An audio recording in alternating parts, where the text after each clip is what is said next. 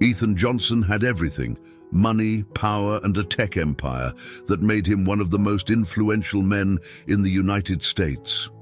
But in the silence of his luxury penthouse, surrounded by breathtaking views and cold walls, there was one thing money could never buy: the truth about the dark past he was only beginning to uncover. When a mysterious woman, a street artist with nothing to lose, enters his life, Ethan is pulled into a labyrinth of secrets, betrayals, and painful revelations that will make him question everything he thought was real. With the unexpected return of someone he never imagined seeing again, Ethan's life is about to implode.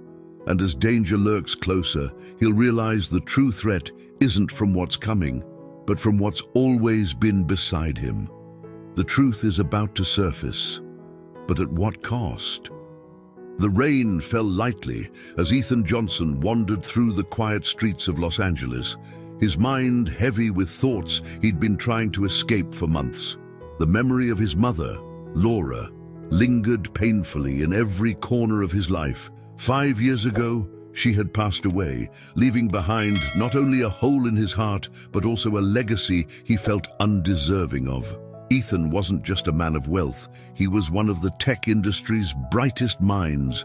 At 28 years old, he had created innovations that people around the world used every day, products that simplified lives, and in return, filled his bank account. But none of it mattered. The sprawling penthouse, the expensive cars, and the respect he commanded in boardrooms all felt meaningless now. Today was especially hard. His phone had buzzed earlier with a reminder, 5 years since her passing. Ethan had always dreaded this day, but this year, the weight of his solitude was crushing him. He didn't have anyone to call, no one to share the ache that gnawed at him. For someone so successful, it was ironic how alone he felt. As he walked through the old neighborhoods of Venice Beach, where he used to roam as a kid, he spotted something unusual. A woman, older, probably in her 70s, dressed in layers of worn clothes, sat on a bench, scribbling furiously in a sketchbook. Her face was wrinkled, her hands aged and shaky, but her focus was intense. Ethan paused for a moment, curious about her. There was something familiar in the way she moved, something that tugged at him, but he couldn't place it. "Nice day for a walk," he muttered under his breath, more to himself than to her. The woman looked up, her eyes sharp and full of a life Ethan hadn't expected. "Depends on how you see it," she replied, her voice gravelly but kind. She looked back down at her sketchbook, continuing to draw. Ethan could see it now, a beautiful landscape forming beneath her skilled hands. For someone living on the street, she had the grace of an artist, a professional one. He hadn't planned to talk to her. Ethan wasn't the type to stop for random strangers. But today, something about her kept him standing there. "Are you an artist?" he asked, breaking the silence. She nodded, not looking up. "Used to be. Once. Before. Life." Her answer was vague, but Ethan didn't push. He knew the feeling all too well, life pulling you away from who you thought you were. Minutes passed before he spoke again. "You live around here?" She paused, as if considering whether to tell him the truth. "I live wherever I can. Been on these streets for years, but it's not so bad. I have my art." Her eyes flickered with a distant sadness, and Ethan felt a pang of empathy. How had she ended up like this? Without thinking, he blurted, "I have a place, an apartment, in the garage. It's small, but if you ever needed somewhere to stay." The offer surprised him as much as it did her. Why was he offering his space to a stranger? He didn't even know her name, but something deep within him felt drawn to help her. She looked up sharply this time, her eyes narrowing in suspicion. "Why would you do that? What's your angle, kid?" Ethan didn't flinch at the accusation. He'd been called worse in business negotiations. "No angle. I've got space, and you look like you could use it." The woman's eyes softened for a moment, but then she quickly shook her head. "I've learned the hard way that nothing comes free." "Thanks, but no thanks." Ethan didn't insist. "It's there if you need it, no strings attached." He turned to walk away, but before he could take 2 steps, she called after him, "Why me?" Ethan stopped. He didn't know how to explain it, the pull he felt. Maybe it was her artistry, something his mother had loved, or maybe it was just his loneliness, searching for any kind of connection. He shrugged. "I don't know." "You remind me of someone." The woman watched him carefully. She still didn't trust him. Years of life on the streets had taught her that much. But something in Ethan's face, the quiet sorrow that lingered there, made her consider his offer more seriously than she had intended. After a long pause, she nodded slowly. "I'll think about it." Ethan offered her a brief smile. "The name's Ethan, by the way. If you change your mind, I'll be around." As he walked away, he felt a strange mix of relief and anticipation. He didn't know what had just happened, but for the first time in months, something in his life felt different, unsettled, but in a good way. Maybe this meeting wasn't an accident. Maybe, just maybe, this woman had come into his life for a reason. Back on the bench, the woman watched him disappear into the street, her thoughts swirling. She didn't trust easily, and yet there was something about him, something that reminded her of a life she once knew, a past she had buried long ago. "I'll think about it," she whispered to herself, though deep down, she already knew the answer. Ethan Johnson sat in his sleek penthouse overlooking downtown Los Angeles, the weight of the day pressing down on him. He couldn't stop thinking about the woman he had met earlier, Mabel.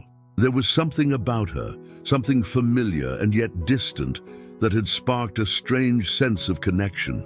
He barely knew her, but her eyes held a depth he couldn't shake, as if they carried stories from a lifetime long gone.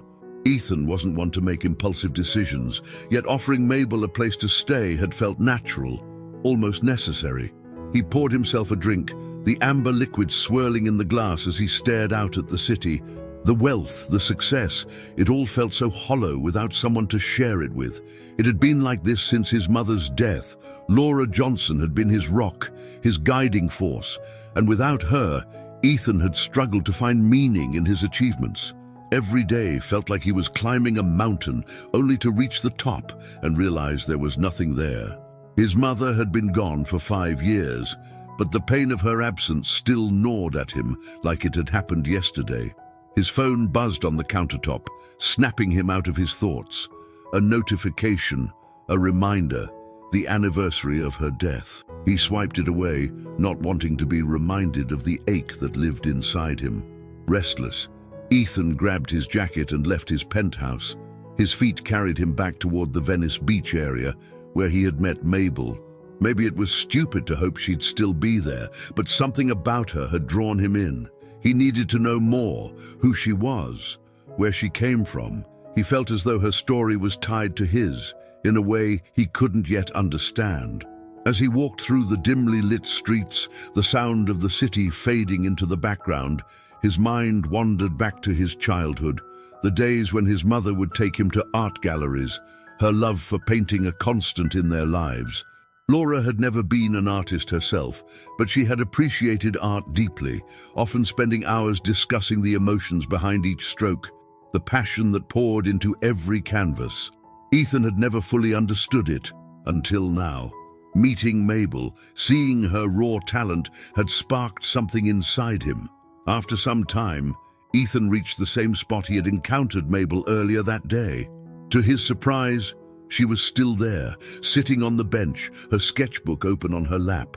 The light from a nearby street lamp cast a soft glow around her, illuminating the rough lines of her face. She looked tired but focused, completely absorbed in her drawing. Ethan hesitated for a moment, unsure if he should approach. He didn't want to come off as intrusive, but his curiosity got the best of him. Slowly, he walked over and sat down on the edge of the bench, giving her space. Mabel didn't look up from her sketchbook. "You again," she muttered, her voice flat but not unkind. "Figured you'd be off in your fancy apartment by now." Ethan chuckled softly. "Yeah, well, I couldn't stop thinking about you." She finally looked up, her eyebrows raised. "Me? Why's that?" Ethan shrugged. searching for the right words. "I don't know. There's just something about you, something familiar. And I guess, I don't know, I just feel like I need to help," Mabel scoffed. "Help? People like you don't help people like me. You don't know what it's like to live out here, to have nothing." Ethan flinched at her words, but didn't back down. "You're right. I don't know what it's like to live on the streets, but I do know what it feels like to be alone." Mabel looked at him then, really looked at him. For the first time, she saw beyond the wealth, beyond the success. She saw the sadness in his eyes, the same sadness that lived inside her. "You, alone?" She let out a bitter laugh. "You've got the world at your feet, kid." Ethan shook his head. "I've got everything money can buy, but it doesn't mean anything without someone to share it with." The words hung in the air between them, heavy with truth. Mabel softened, just a little, and she closed her sketchbook, setting it aside. "Why'd you offer me that place? What's in it for you?" Ethan leaned back, staring up at the night sky. "Honestly, I don't know. I guess I just saw someone who reminded me of my mom. She loved art, you know, used to take me to galleries all the time. When I saw you drawing, it brought me back to those days." Mabel stayed quiet for a long moment, her fingers tracing the edges of the sketchbook. "I had a life once," she said finally, her voice low and filled with regret. "I was an artist, lived in New York for a long time, but things fell apart. Bad decisions, bad people." Ethan turned to face her, intrigued by the vulnerability in her voice. "What happened?" Mabel shook her head, as if trying to shake off the memories. "That's a story for another time, kid. Let's just say, life has a way of knocking you down when you least expect it." Ethan nodded, understanding the feeling all too well. "I get that." For the first time, Mabel looked at him without suspicion. She saw a young man who, despite all his wealth and success, was just as lost as she was, maybe even more. There was a part of her that wanted to push him away, to keep the walls she had built around herself intact. But there was another part, a part that longed for connection, for a sense of belonging. "All right," she said softly. "I'll take you up on your offer, but don't expect me to be some kind of charity case. I'll pull my weight." Ethan smiled, relief flooding through him. "Deal." They sat in silence for a while, both lost in their own thoughts. The city hummed around them, but for the first time in a long time, neither of them felt completely alone. As they stood to leave, Ethan couldn't help but feel that this was the beginning of something important, something that would change both of their lives forever.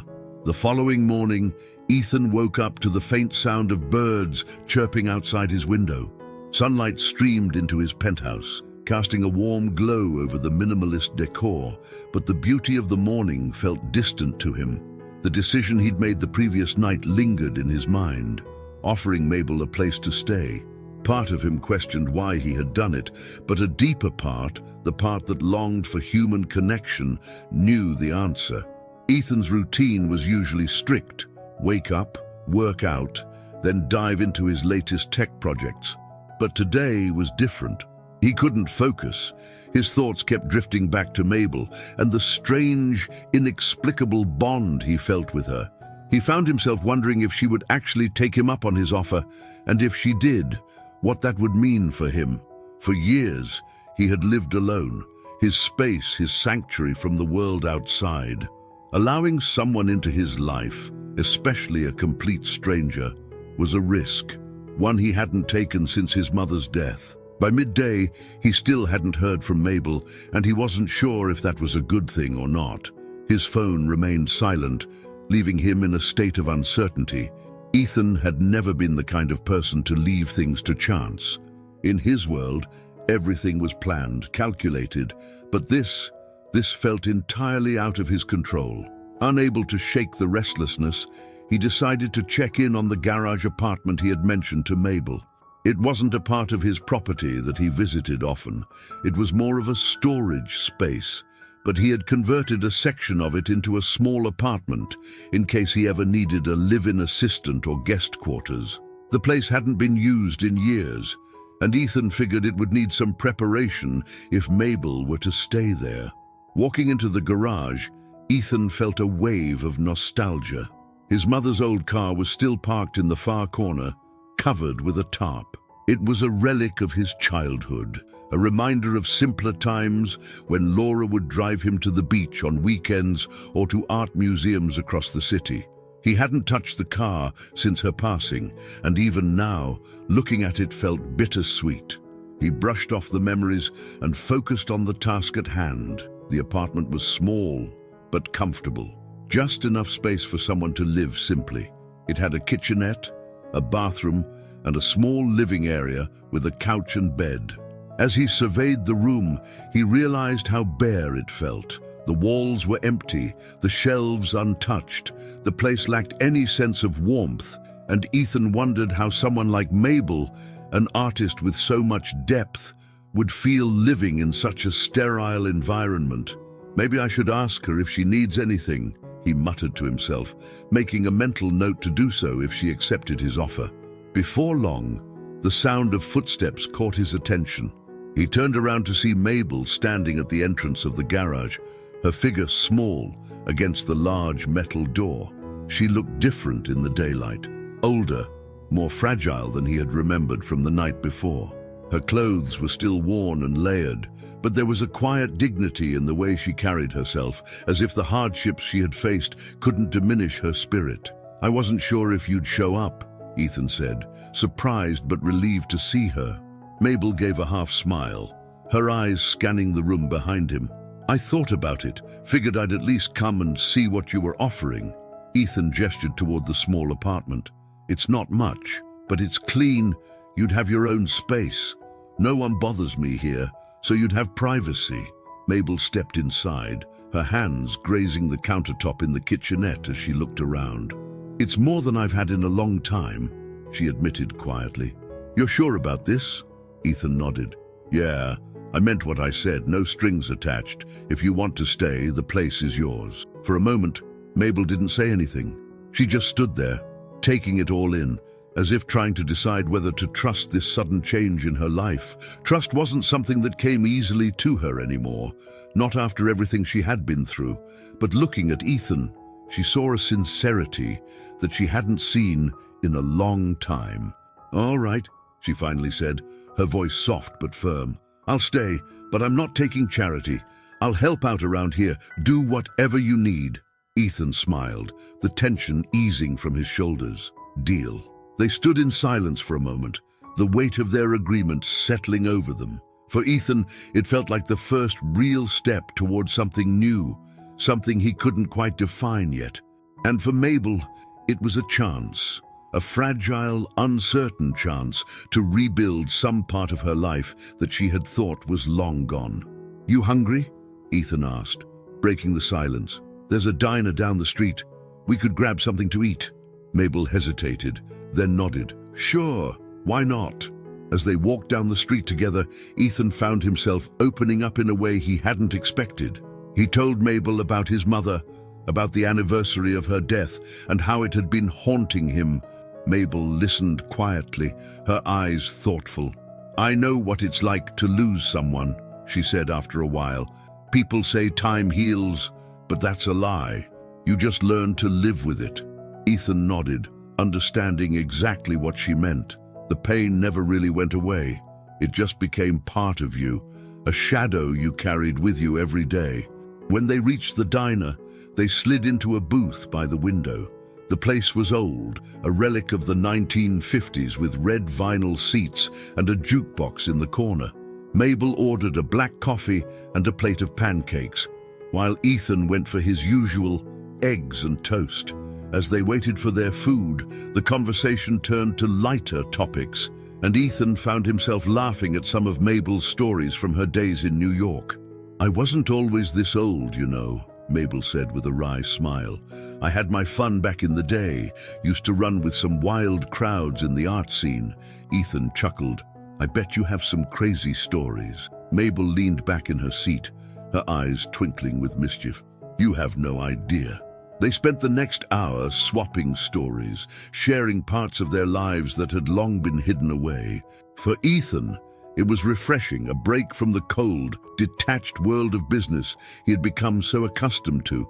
And for Mabel, it was the first time in years that she had felt like she was part of something again, like she wasn't just another invisible face in the crowd.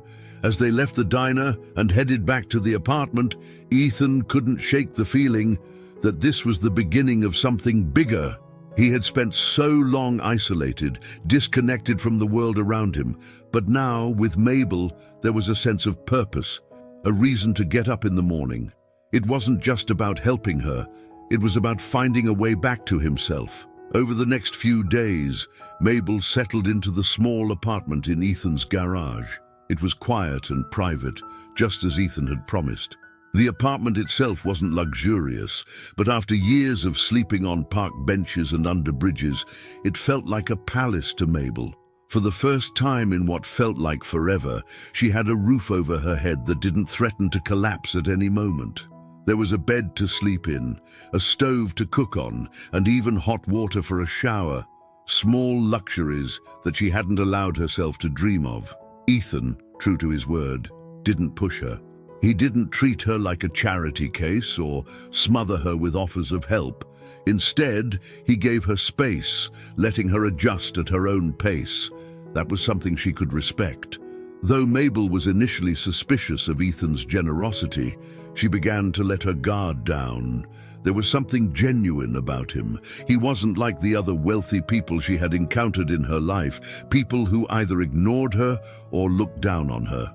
Ethan wasn't arrogant or dismissive. He was lonely. The more time she spent around him, the more she realized they were both broken in their own ways. And in that brokenness, they found a strange sense of camaraderie. One evening, after spending the day organizing her belongings in the garage apartment, Mabel made her way to the main house to talk to Ethan.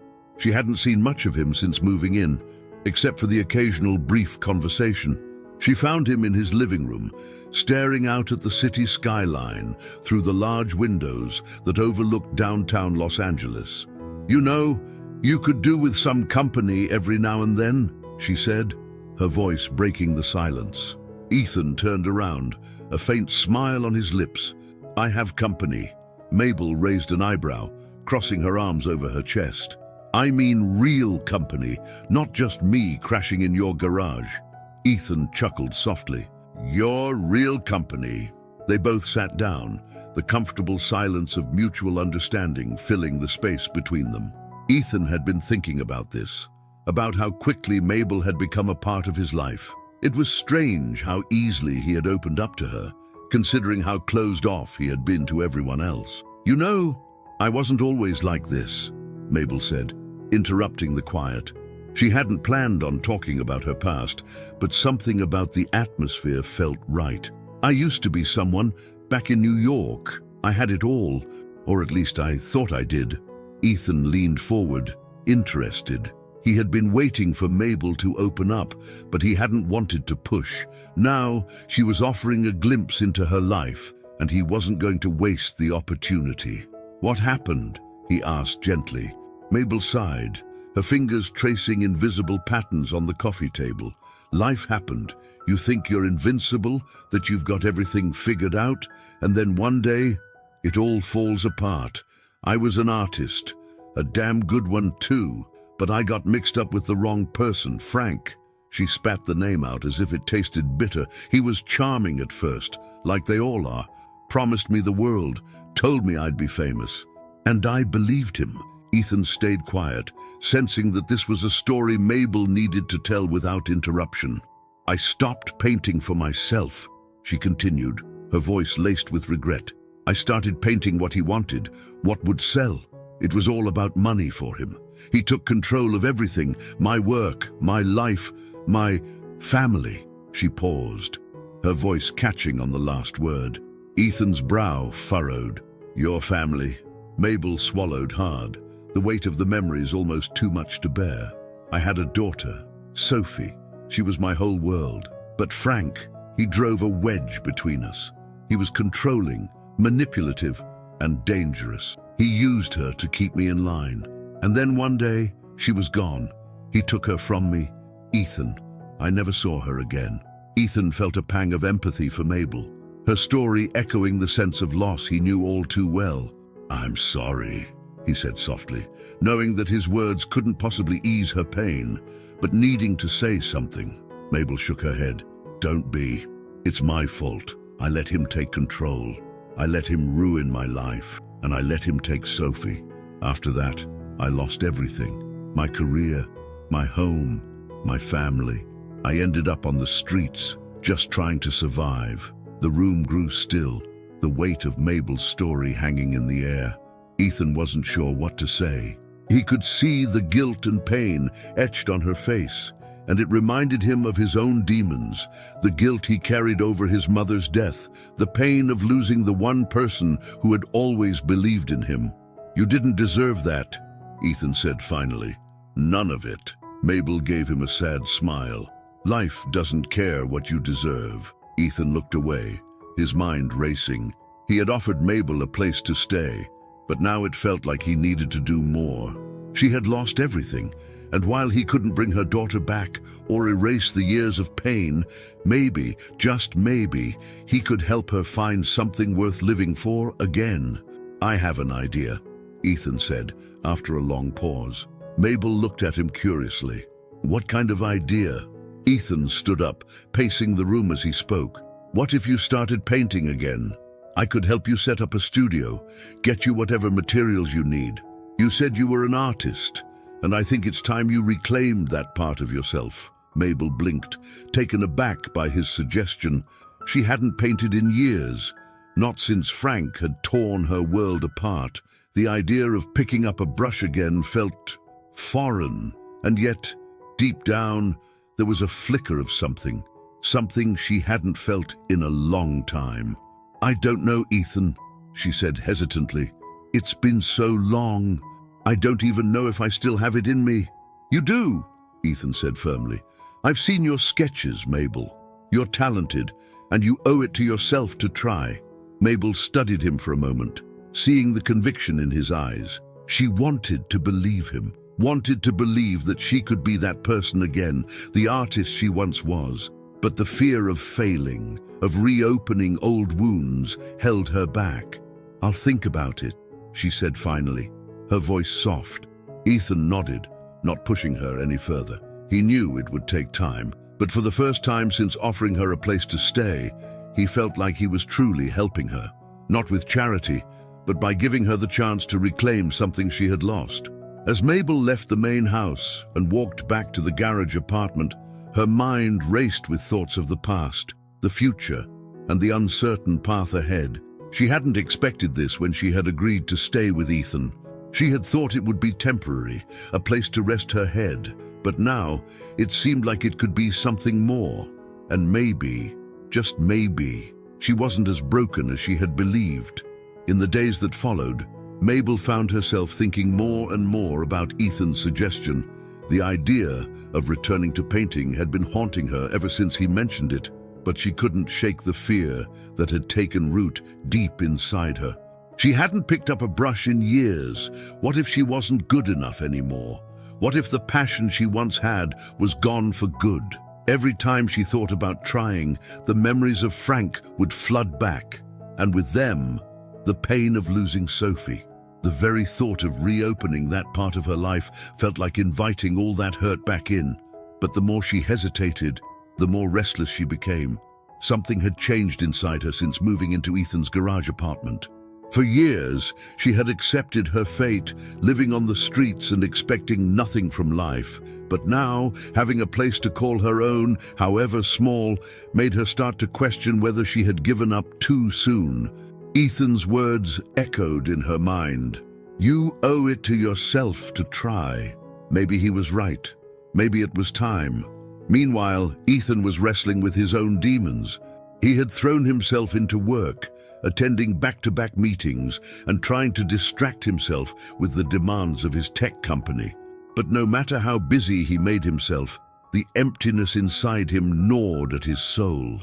His success felt hollow, and he couldn't shake the feeling that he was searching for something more, something meaningful. At night, when the meetings were over and the emails were answered, he would sit alone in his penthouse, staring out at the city below. He thought about his mother often. Laura had been his guiding star, the one person who understood him better than anyone else. Since her death, he had been drifting, lost in the vast ocean of his life, with no anchor to hold him steady. And now, Mabel was here. She was a stranger, yet he felt connected to her in ways he didn't fully understand.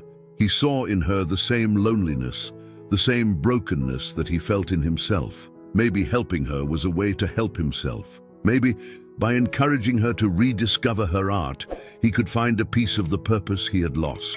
One evening, Ethan decided to check in on Mabel. He hadn't seen her much since their last conversation, and he wondered if she had given any thought to his offer.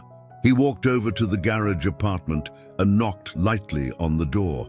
After a few moments, Mabel opened it, her expression a mix of surprise and weariness. "I wasn't expecting company," she said, stepping aside to let him in. Ethan smiled. "I just wanted to see how you're settling in." Mabel motioned to the small apartment. "It's a lot better than where I was before, that's for sure." "I'm grateful, Ethan. I really am." Ethan sat down on the edge of the couch, his gaze flicking to a blank canvas leaning against the wall. "Have you thought any more about painting?" Mabel sighed and sat down across from him, her hands clasped tightly in her lap. "I've thought about it. I've thought about it a lot. But every time I think about picking up a brush, I remember everything I lost. It's hard to go back to something that reminds you of so much pain." Ethan nodded, understanding her hesitation. "I get that, but maybe it's not about going back. Maybe it's about moving forward, taking what you've been through and turning it into something new." Mabel looked at him, her eyes searching his face. She could see that he wasn't just talking about her, he was talking about himself, too. "What are you running from, Ethan?" she asked quietly. The question took him by surprise. He had spent so much time focusing on Mabel's pain that he hadn't stopped to think about his own. "I don't know," he admitted after a long pause. "My mother's death. It left this hole inside me that I haven't been able to fill. No matter what I do, no matter how successful I become, it never feels like enough. I've spent years trying to outrun the grief, but it always catches up to me." Mabel's gaze softened. "You're not alone in that. We're all running from something, aren't we?" Ethan sighed, running a hand through his hair. "I guess so." For a while, they sat in silence, the weight of their shared pain hanging in the air between them. But in that silence, there was also a sense of understanding, a recognition that they were both trying to find their way back from the dark places life had taken them.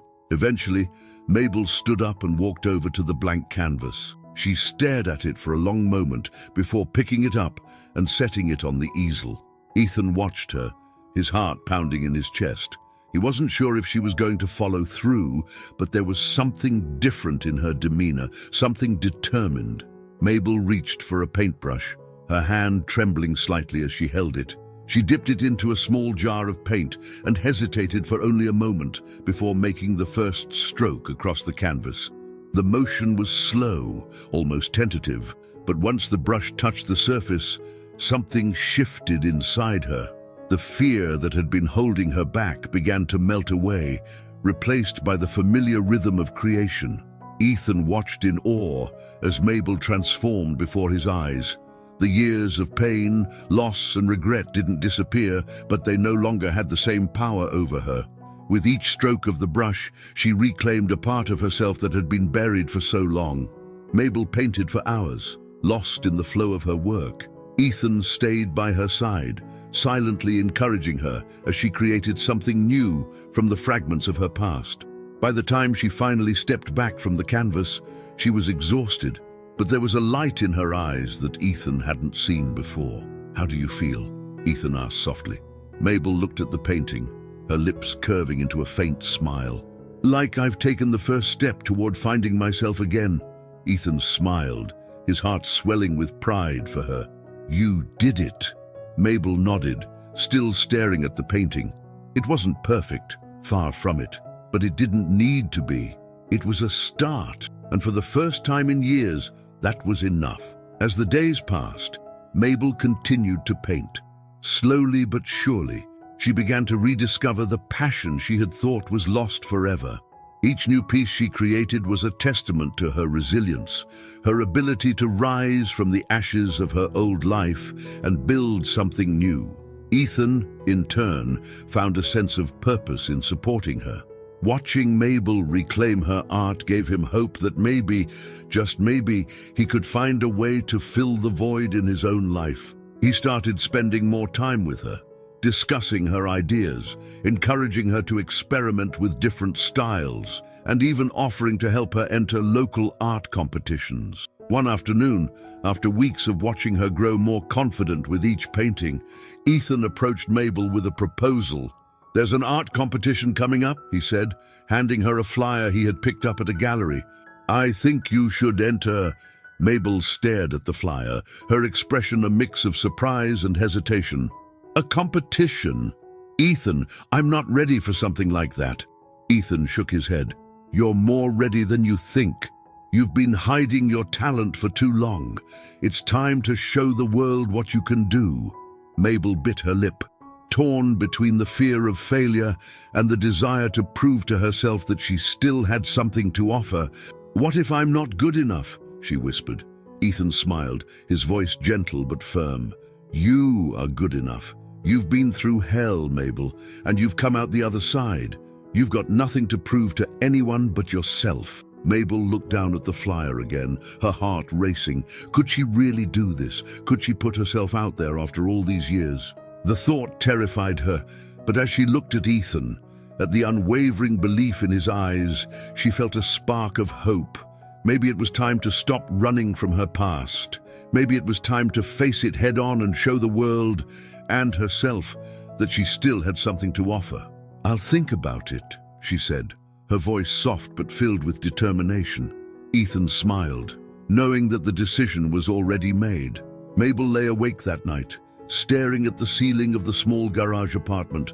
The flyer for the art competition rested on the nightstand beside her, its bright colors glowing faintly in the dim light.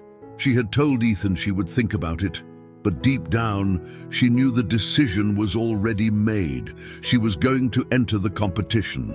The thought terrified her, but it also excited her in a way she hadn't felt in years. Could this be her chance to reclaim the life she had lost? But the fear was still there, gnawing at her.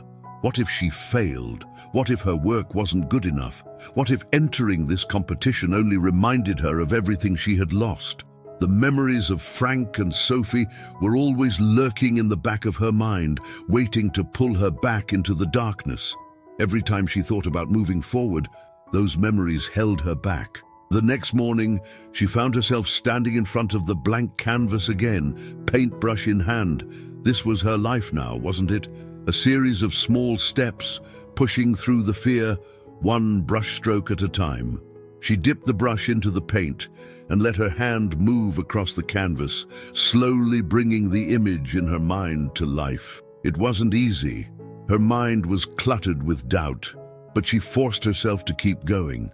This was how she was going to face her past, by turning it into art. As the days passed, Mabel's routine became one of quiet focus. She spent her mornings painting, losing herself in the process. It was as if each stroke of the brush was a way to take control of her story again, to reshape the narrative that had been stolen from her. By afternoon, she would take long walks through the neighborhood, breathing in the life around her. For years, she had been invisible to the world, but now, with Ethan's quiet encouragement, she was beginning to feel like she had a place again. Meanwhile, Ethan's life seemed to be following a different rhythm. He had watched Mabel grow more confident in her work, and seeing her progress had brought him a sense of pride he hadn't expected. But there was still an emptiness in his own life that he couldn't shake. His mother's death had left a hole in him, and no amount of success in business could fill it. Watching Mabel reconnect with her art gave him hope, but it also highlighted the void he had been trying to ignore. One evening, after a long day of meetings and phone calls, Ethan found himself walking into Mabel's apartment. He had developed a habit of checking in on her after work, eager to see her progress and hear about the latest piece she was working on. Mabel had come to expect his visits, though she still found it strange that someone like Ethan, a man who had everything, would be so invested in her art. "Hey," Ethan said as he stepped inside. His eyes landed on the painting Mabel had been working on and his face lit up. "Wow, that's incredible." Mabel smiled faintly, stepping back to let him get a better look. "It's getting there." Still a work in progress. The painting was a striking landscape, filled with rich, bold colors that seemed to pulse with emotion. It was clear that Mabel was pouring everything she had into her work. Her pain, her memories, her hope. Ethan could see it in every brushstroke. "You've really got something here," Ethan said, his voice filled with admiration. "This could win the competition, Mabel." Mabel snorted, shaking her head. "Let's not get ahead of ourselves. I'm just trying to get it finished." Ethan looked at her, his expression serious. "I mean it, you've got talent, and this competition could be the start of something new for you." Mabel sighed, her eyes drifting back to the canvas. "Maybe, but I'm not doing this to win. I'm doing it because I need to. After everything that's happened, I need to prove to myself that I can still do this, that I'm still me." Ethan nodded, understanding the weight of her words. He had been chasing success for years, but the emptiness he felt wasn't something that could be filled with money or achievements. Mabel was right. Sometimes, the real battle was proving to yourself that you still had something left to give. "I get that," Ethan said softly. "More than you know." Mabel looked at him curiously, sensing the heaviness in his tone. "What are you trying to prove, Ethan? You've got everything. Money? Success?" Ethan sighed, running a hand through his hair. "Yeah, I have all that, but none of it matters. Not without someone to share it with." He paused, glancing out the window at the city below. "My mom, she was the one person who believed in me, the one person who really knew me, and when she died, it was like I lost a part of myself. I've been trying to fill that void ever since, but nothing works." Mabel studied him for a moment, her heart softening. "You're not alone, Ethan. We all lose people. We all carry scars, but that doesn't mean we stop living." Ethan gave her a small smile. "I guess you're right." The two of them sat in comfortable silence for a while, both lost in their own thoughts. Despite the vast differences in their lives, they had found common ground in their shared pain. It was a strange kind of friendship, but it worked for them. Finally, Mabel broke the silence. "You should come to the competition." Ethan blinked, surprised. "Me? I thought you didn't want anyone there." Mabel shrugged. "I didn't, but I'd like it if you were there. You've been with me through this whole process, and I guess it'd be nice to have someone in my corner." Ethan smiled, feeling a warmth spread through his chest. "I wouldn't miss it." As the competition day approached, Mabel threw herself into her work with renewed focus. She finished the painting she had started and even began working on a second piece, feeling more confident with each stroke of the brush. The fear that had held her back for so long was still there, but it was no longer paralyzing. She was beginning to believe in herself again. The night before the competition, Mabel sat in her apartment, staring at the two finished paintings. They were both beautiful, but they represented so much more than just her talent. They were a testament to her resilience, to her ability to rise from the ashes of her old life and rebuild herself. She hadn't been sure she could do it, but now, looking at her work, she knew she had taken the first step. Ethan knocked on her door, a quiet smile on his face when she let him in. "You ready for tomorrow?" he asked. Mabel nodded, though there was a nervous edge to her smile. "As ready as I'll ever be." Ethan glanced at the paintings, his admiration clear. "You're going to do great, Mabel. No matter what happens, you should be proud of yourself." Mabel looked at him, her heart swelling with gratitude. "Thanks, Ethan. I don't think I could have done this without you." Ethan shook his head. "You did this, Mabel. I just gave you a little nudge." As they stood there, both of them feeling the weight of the moment, Mabel realized that Ethan had become more than just the man who offered her a place to stay. He was a friend, someone who believed in her when she couldn't believe in herself. And for the first time in years, Mabel felt like she had a future worth looking forward to. The day of the art competition arrived sooner than Mabel expected. She stood in front of the mirror in the small garage apartment, adjusting her jacket nervously. It had been years since she had been in a public space like this, let alone in the spotlight. The last time she had entered a competition, she had been a different person, full of ambition and hope, before Frank had come into her life and shattered everything. She took a deep breath, reminding herself that this was a different time, a different Mabel. She wasn't here for recognition or validation. She was here for herself, to reclaim the artist inside her. Still, the nerves fluttered in her chest, and she wondered if she was truly ready for this. A knock on the door snapped her out of her thoughts. She opened it to find Ethan standing there, looking as polished and composed as ever. His eyes softened when they met hers. "You look great," Ethan said, giving her a reassuring smile. Mabel smirked, rolling her eyes. "I look like I haven't done this in a decade." Ethan chuckled, shaking his head. "Trust me, you're gonna do fine. You're ready for this." Mabel didn't respond immediately, but there was a part of her that believed him. Ethan's unwavering support had become a steady presence in her life, a reminder that she wasn't alone in this journey. "Thanks, Ethan," she finally said, her voice quieter now. "For everything." Ethan shrugged, though there was a seriousness in his expression. "You don't have to thank me, Mabel. You're doing this on your own. I'm just here to cheer you on." Together, they loaded Mabel's 2 paintings into Ethan's car and made the drive to the competition venue in downtown Los Angeles. The event was being held in an art gallery, its glass walls showcasing a wide array of artwork from local artists. As they pulled into the parking lot, Mabel's anxiety spiked. The sight of people milling about, carrying their own works of art inside, made her heart race. Ethan noticed her discomfort and gently placed a hand on her shoulder. "You've got this," he said quietly. Mabel nodded, though her nerves were getting the best of her. "I hope so." Inside, the gallery was buzzing with energy. Artists and art enthusiasts filled the room, each one examining the displayed pieces with careful scrutiny. Mabel's hands trembled slightly as she and Ethan carried her paintings inside and handed them to the event organizers. Watching her work disappear into the hands of strangers felt strangely intimate, like she was baring her soul for everyone to see. "Are you all right?"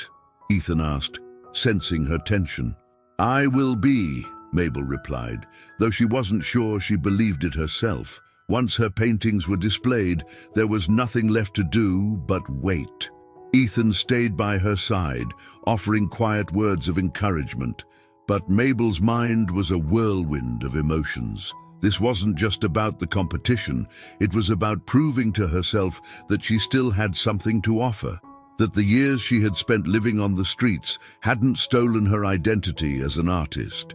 Hours passed, and slowly, people began to take notice of Mabel's work. She watched from a distance as visitors stopped in front of her paintings, discussing them in low voices. Some seemed impressed, while others moved on quickly.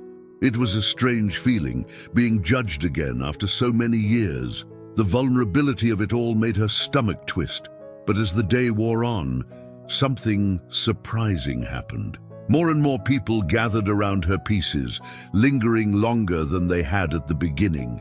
Whispers of praise reached Mabel's ears, and she found herself stunned by the positive reactions.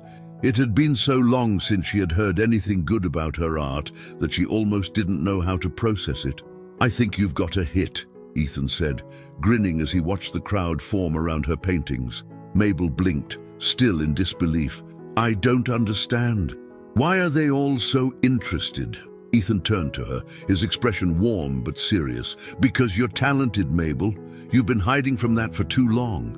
Mabel swallowed hard, the weight of his words sinking in. She had spent years telling herself that her talent didn't matter, that she wasn't good enough, but standing here now, seeing the way people responded to her work, she began to wonder if maybe she had been wrong. As the day drew to a close, the judges of the competition began to make their rounds, assessing each piece of art with critical eyes. Mabel watched them approach her paintings, her heart pounding in her chest. This was it. This was the moment she had been both dreading and hoping for. One of the judges, a stern-looking woman with glasses perched on the tip of her nose, studied Mabel's work closely. She nodded slightly, exchanging quiet words with the other judges before moving on. The entire process lasted only a few minutes, but to Mabel, it felt like hours. "I can't believe I actually went through with this," Mabel muttered under her breath as the judges moved on. Ethan smiled at her, his pride evident. "You did it, Mabel. No matter what happens next, you've already won." Mabel wasn't sure she agreed, but Ethan's confidence in her was reassuring. As the judges finished their rounds, the crowd gathered for the announcement of the winners. The gallery buzzed with excitement as the head judge took the stage, microphone in hand. "And now, for the moment you've all been waiting for," the judge began, her voice echoing through the gallery. "It has been an honor to review the incredible talent displayed here today. Our decision was not an easy one, but we are pleased to announce this year's winners." Mabel's heart pounded as the judge began listing off the winners of various categories, her hands clenched into fists, the anxiety almost unbearable. She hadn't come here expecting to win, but now, standing in the middle of the crowd, she couldn't help but hope. And for the Best Emerging Artist Award, the judges have selected Mabel Gardner for her stunning landscape paintings. The world seemed to stop for a moment. Mabel's breath caught in her throat, her eyes widening in disbelief. Had she heard that right? Ethan nudged her gently. "That's you, Mabel." The crowd erupted into applause as Mabel stood frozen, her mind struggling to process what had just happened. She had won. She had actually won. "Go on," Ethan whispered, his smile as wide as ever. "This is your moment." With shaky legs, Mabel made her way to the stage, the applause echoing in her ears.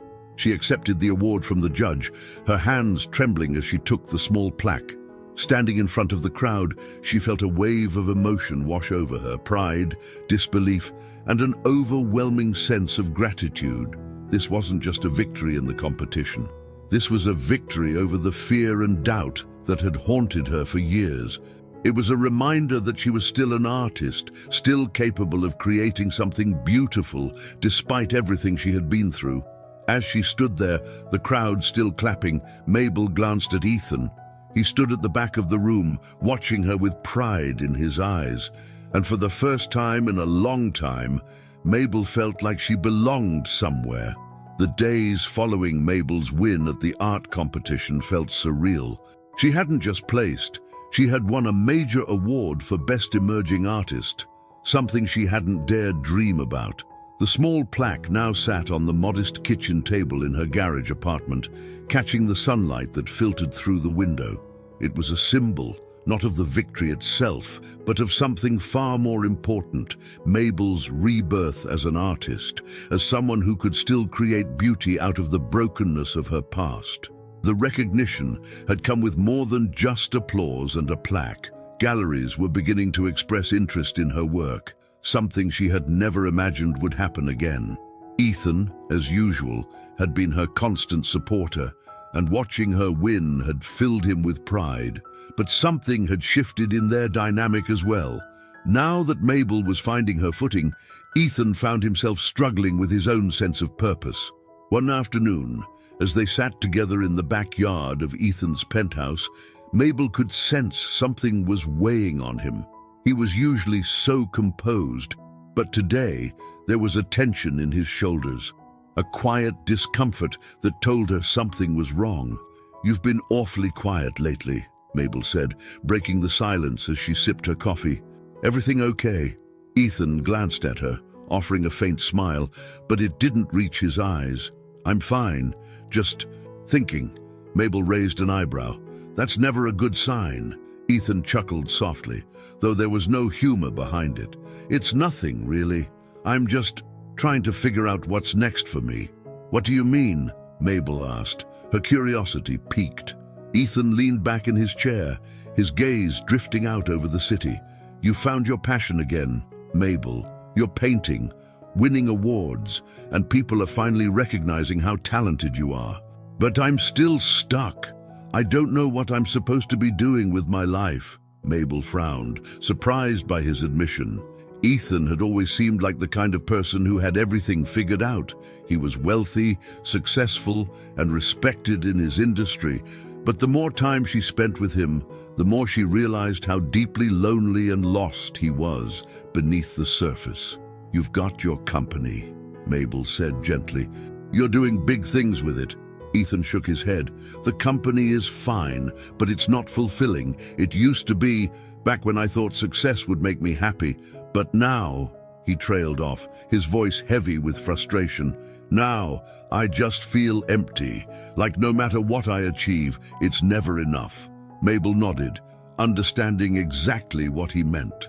She had spent years feeling that same sense of emptiness, searching for meaning in a world that seemed determined to strip it away from her. "You're chasing something that doesn't exist, Ethan," she said quietly. "Happiness doesn't come from success or money.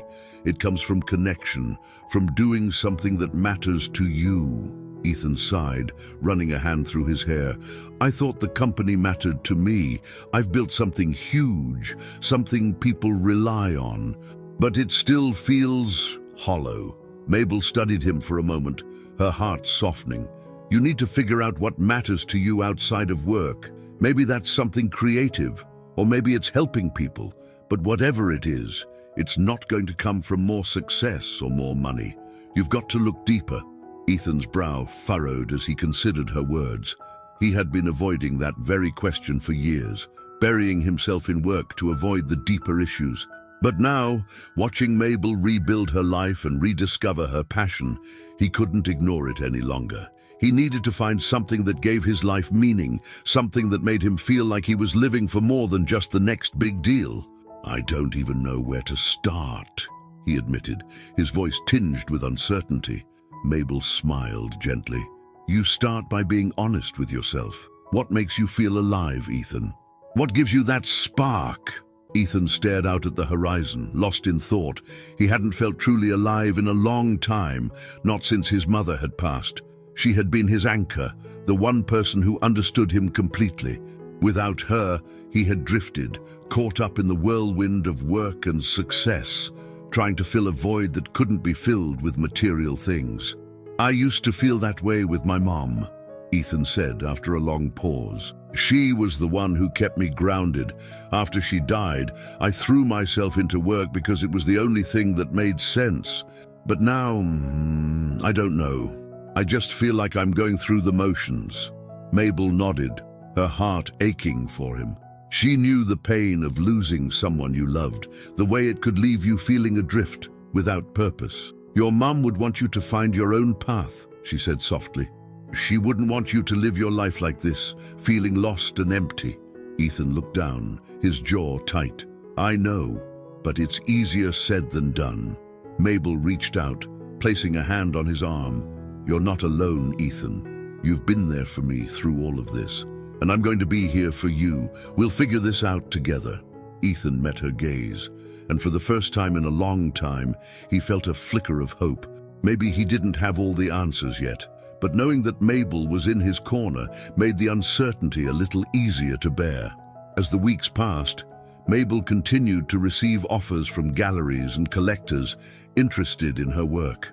Her art had become a reflection of her journey, a blend of the pain, resilience, and hope that had defined her life. Each new piece she created was infused with the emotions she had spent years burying, and now that she was painting again, she couldn't imagine stopping. One afternoon, while working on a new landscape, Mabel received an unexpected phone call from Mrs. Adams, the housekeeper who had worked for Ethan's family for years. Mabel had grown close to Mrs. Adams during her time at Ethan's house, often sharing cups of tea and stories of the past. But today, Mrs. Adams sounded different, worried. "Mabel, I need to talk to you about something," Mrs. Adams said, her voice tense. "It's about Ethan." Mabel's heart skipped a beat. "What's wrong?" "I think he's in trouble," Mrs. Adams said quietly. "He's been acting strange lately. more withdrawn than usual. He's barely been to the office, and he's been avoiding calls from the board. I'm worried he's not handling things well." Mabel frowned, her concern growing. She knew Ethan had been struggling, but she hadn't realized how deeply it was affecting him. "I'll talk to him," she said, her voice firm. "Thanks for letting me know, Mrs. Adams." After hanging up, Mabel felt a knot of worry settle in her stomach. Ethan had always been good at hiding his pain, but it was clear that something was wrong. She decided to confront him directly. That evening, Mabel found Ethan in his office, staring blankly at the computer screen in front of him. His desk was cluttered with paperwork, and there were dark circles under his eyes, as if he hadn't slept in days. "Ethan, we need to talk," Mabel said, stepping into the room. Ethan glanced up, his expression weary. "What's going on?" "I'm worried about you," Mabel said bluntly, taking a seat across from him. "Mrs. Adams told me you've been avoiding the office, and you're not taking calls from the board. What's going on, Ethan?" Ethan sighed heavily, running a hand over his face. "I don't know, Mabel. I can't do it anymore. I feel like I'm drowning." Mabel's heart ached for him. She had seen this coming, but she hadn't realized how deep his struggle had become. "You need help, Ethan. You can't keep going like this." Ethan shook his head. "I don't know how to ask for help. I've always been the one people rely on. I don't know how to be the one who needs saving." Mabel leaned forward, her voice gentle but firm. "You don't have to do this alone. Let me help you. Let's figure this out together." Ethan looked at her, his eyes filled with a vulnerability she hadn't seen before. For the first time in years, he allowed himself to admit that he wasn't okay, that he needed help. "Okay," he whispered, his voice breaking. "I don't want to feel like this anymore." And with that, the walls Ethan had built around himself began to crumble, revealing the pain he had been hiding for so long. It wasn't going to be an easy journey, but with Mabel by his side, he knew he wouldn't have to face it alone. Over the next few days, Ethan began the slow, painful process of confronting the emptiness that had been eating away at him for so long. For years, he had buried himself in work, telling himself that success would fill the void left by his mother's death, but that had never been the answer. Now, with Mabel's support, he started to open up, though it was far from easy. Mabel had become his rock, much like he had been for her when she was rebuilding her life through art. She knew that this wasn't something that could be fixed overnight. Ethan had been carrying the weight of his grief and loneliness for years, and it would take time for him to unravel the emotional knots that had formed inside him. One evening, after a long day of dealing with business matters, Ethan sat with Mabel in the kitchen of her garage apartment. The place had become a refuge for him, a space where he didn't have to put on the mask of the successful tech mogul.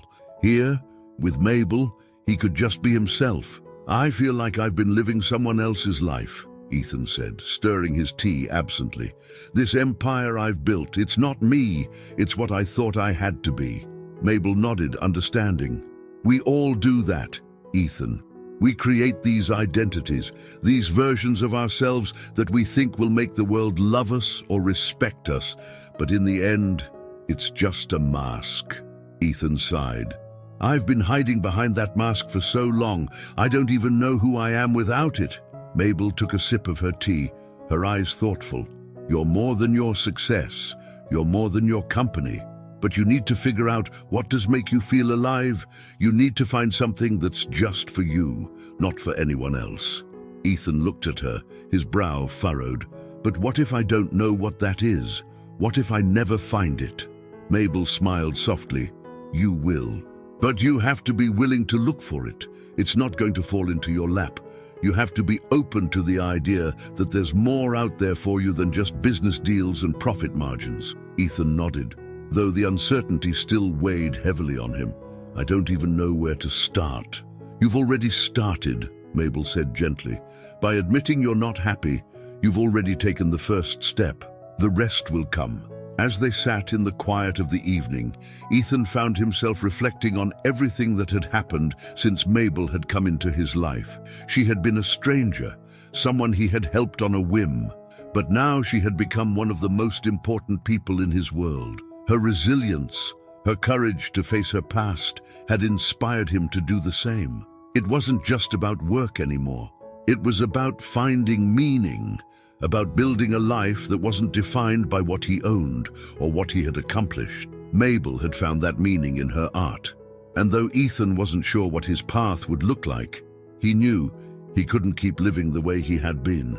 Over the following weeks, Ethan began to take small steps toward reclaiming his life. He started spending less time at the office, delegating more responsibilities to his team, and focusing on things that brought him peace. He took long walks through the city, often ending up at the beach where he used to go with his mother. The sound of the waves crashing against the shore helped him feel grounded in a way he hadn't in years. He also began reconnecting with old friends he had lost touch with. For so long, he had kept people at arm's length, afraid of letting anyone get too close. But now, he realized that isolation wasn't the answer. He needed people in his life, real connections that went beyond business deals and networking events. One afternoon, Ethan invited Mabel to come with him to the beach. It was a cloudy day, the kind of day that usually kept tourists away, leaving the coastline quiet and peaceful. As they walked along the shore, Ethan felt a sense of calm settle over him. "This was my mom's favorite place," Ethan said, his voice soft. "We used to come here all the time when I was a kid. She said the ocean made her feel small in the best way, like her problems didn't matter in the grand scheme of things." Mabel smiled as she listened. "Your mom sounds like she was a wise woman." "She was," Ethan said, a hint of sadness in his voice.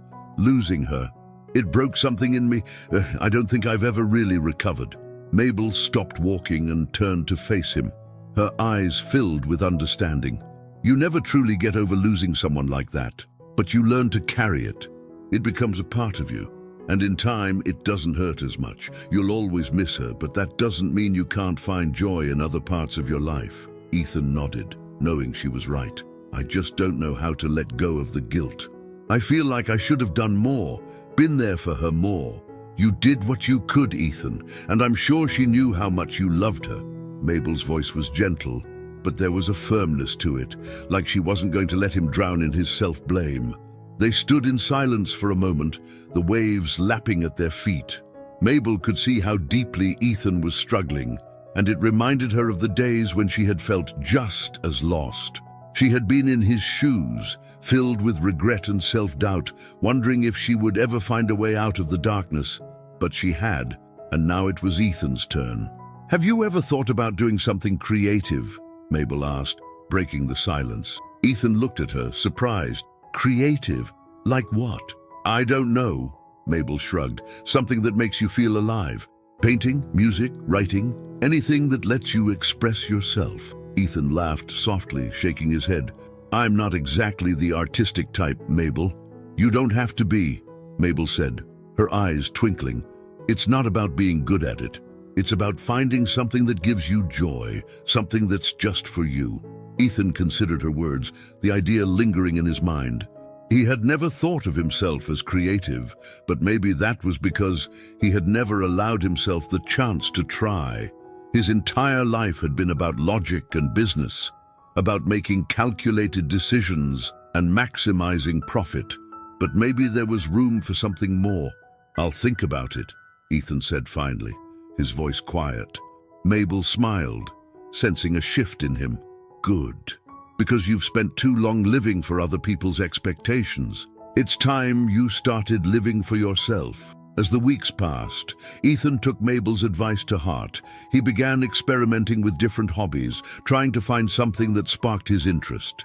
He took up photography, spending hours wandering around the city, capturing the world through his lens. There was something therapeutic about it, the way it allowed him to see things from a new perspective.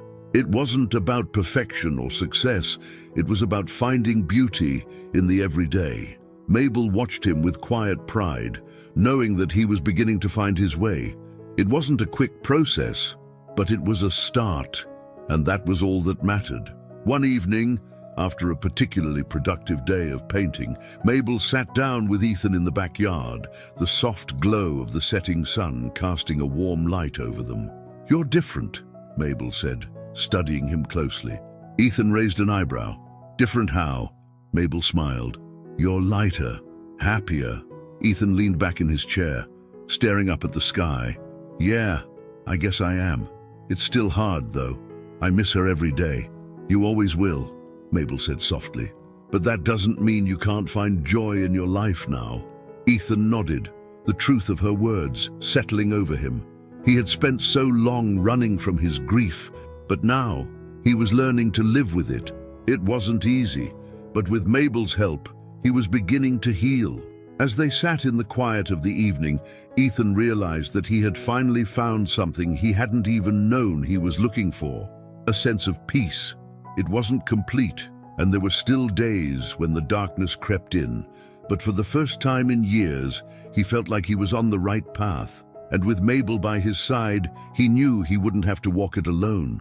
The weeks passed, and both Ethan and Mabel found themselves settling into a new rhythm, one where healing and growth became a part of their daily lives. Mabel's art had gained increasing attention, with gallery owners reaching out to her, offering to showcase her work. For Mabel, it was a strange sensation. After years of struggling with self-doubt and living in the shadows, she was slowly stepping back into the light. But this time, it felt different. This time, she wasn't chasing fame or validation. She was painting for herself, for her own sense of fulfillment. Ethan, too, was undergoing his own transformation. The pressure he had carried for years, the weight of running a tech empire and trying to live up to impossible expectations, had started to ease. It was as if Mabel's influence had unlocked something inside him, reminding him that there was more to life than board meetings and quarterly profits. But despite the progress they had made, Ethan couldn't shake the feeling that something was missing. He had spent his entire life in pursuit of success, yet now that he had all the outward trappings of achievement, he found himself wondering what it had all been for. He had lost his mother, and with her, the connection to anything that felt real. And although he had Mabel now, a true friend who understood his pain, the emptiness in his heart still lingered. One afternoon, as Mabel was finishing up a new painting in her garage studio, Ethan walked in. His usual calm demeanor was tinged with restlessness, as if something had been eating away at him all day. "You okay?" Mabel asked, noticing his tension. Ethan sighed, leaning against the doorframe. "I don't know. I've just been thinking a lot lately about everything. My mom, my life, what I'm doing with it. It's like the more I try to figure things out, the more lost I feel." Mabel set down her brush and wiped her hands on a rag, giving him her full attention. "That's part of the process, Ethan. You're not going to have all the answers right away." Ethan nodded, but the frustration in his eyes didn't fade. "I know, but it feels like I'm still searching for something I can't even name." Mabel studied him for a moment before speaking. "Maybe it's not something you need to find. Maybe it's something that will find you when you least expect it." Ethan raised an eyebrow. "That sounds a little too philosophical for me." Mabel chuckled softly.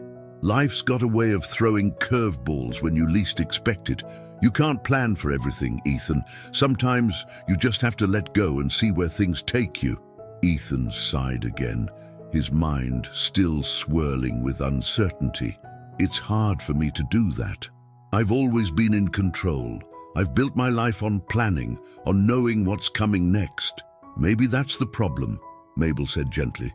"You're trying to control something that's out of your hands." Ethan didn't respond immediately, but her words stuck with him. He had always been a planner, someone who thrived on structure and predictability, but now, the very thing that had brought him success was holding him back. He needed to let go, to trust that life would unfold in ways he couldn't predict. Later that evening, after Mabel had returned to her apartment, Ethan sat alone in his penthouse, staring out at the city skyline. The view had always brought him a sense of calm, but tonight it only reminded him of how small and insignificant he felt. He had spent so many years building this empire, yet here he was, alone, still searching for meaning. His thoughts drifted back to his mother, Laura, and the many conversations they'd had over the years. She had always been the one person who could see through his facade, who knew the real Ethan beneath the surface. Losing her had left a void in his life that no amount of success could fill. As he sat there, the memories of her came flooding back, bitter-sweet and painful. Suddenly, Ethan's phone buzzed on the table, pulling him out of his thoughts. He glanced at the screen. It was Mrs. Adams, his mother's former housekeeper, and someone who had been a second mother to him after Laura's death. She rarely called unless something important was on her mind. "Hello?" Ethan answered, his voice a little more strained than usual. "Ethan, I've been meaning to talk to you," Mrs. Adams said, her tone serious but warm. "There's something I think you should know." Ethan frowned, sitting up straighter. "What's going on?" There was a long pause on the other end, and Ethan could hear Mrs. Adams's hesitation. "I didn't want to say anything earlier because I didn't think it was my place. But I've been hearing things, rumors, about your mother." Ethan's heart skipped a beat. "What kind of rumors?" Mrs. Adams took a deep breath. "I've heard whispers that your mother, Laura, didn't just die of illness. There's talk that she was trying to protect you from something. I don't know all the details, but I think there was more going on than you realize." Ethan's mind raced as he processed her words. "What do you mean, protect me? From what?" "I don't know, Ethan," Mrs. Adams said, her voice laced with concern.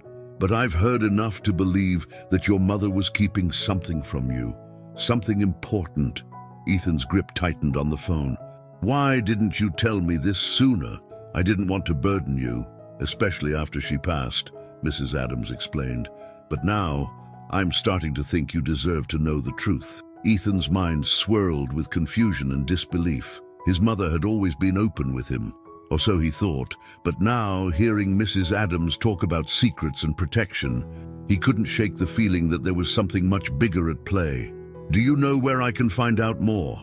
Ethan asked, his voice firm. Mrs. Adams paused again, as if weighing her next words carefully. "I don't know the full story, but I've heard that a man named Frank might know something. He's connected to your mother's past. I can't say more than that, but it's a place to start." Ethan's blood ran cold at the name. Frank. It was the same man Mabel had mentioned, her manipulative ex, the one who had driven her to the streets and taken her daughter, Sophie, from her. The connection between Mabel's past and his own was too strange to be a coincidence. "Frank," Ethan repeated, his voice barely a whisper.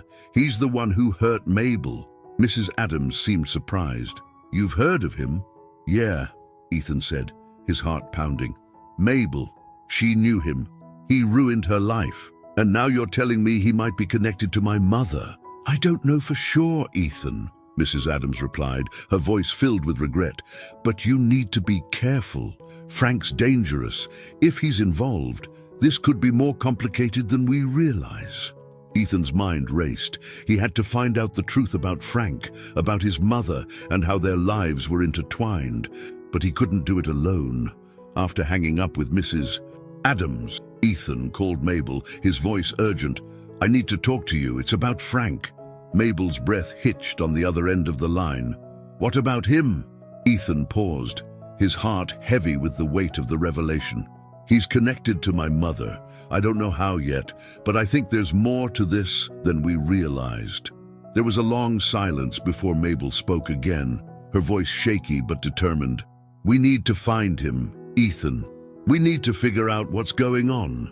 Ethan nodded, even though she couldn't see him. "I know, but it's going to be dangerous, Mabel. Frank's not the kind of guy you can just confront. We have to be smart about this." "I don't care," Mabel said firmly. "He took everything from me. If he's involved in your mother's death, then we need to know the truth." Ethan's heart pounded as the weight of the situation settled over him. This wasn't just about finding answers anymore. It was about confronting the darkness that had haunted both of their lives for years. Together, they would face Frank, and whatever secrets he held, they were ready to uncover them. no matter the cost. The revelation about Frank left both Ethan and Mabel shaken. The possibility that he had been involved in Ethan's mother's life, or even her death, was almost too much to process. Yet there was no time for hesitation. Both of them knew they needed to act quickly if they were going to uncover the truth. The days that followed were a whirlwind of planning and research. Ethan used every resource at his disposal to dig up information on Frank.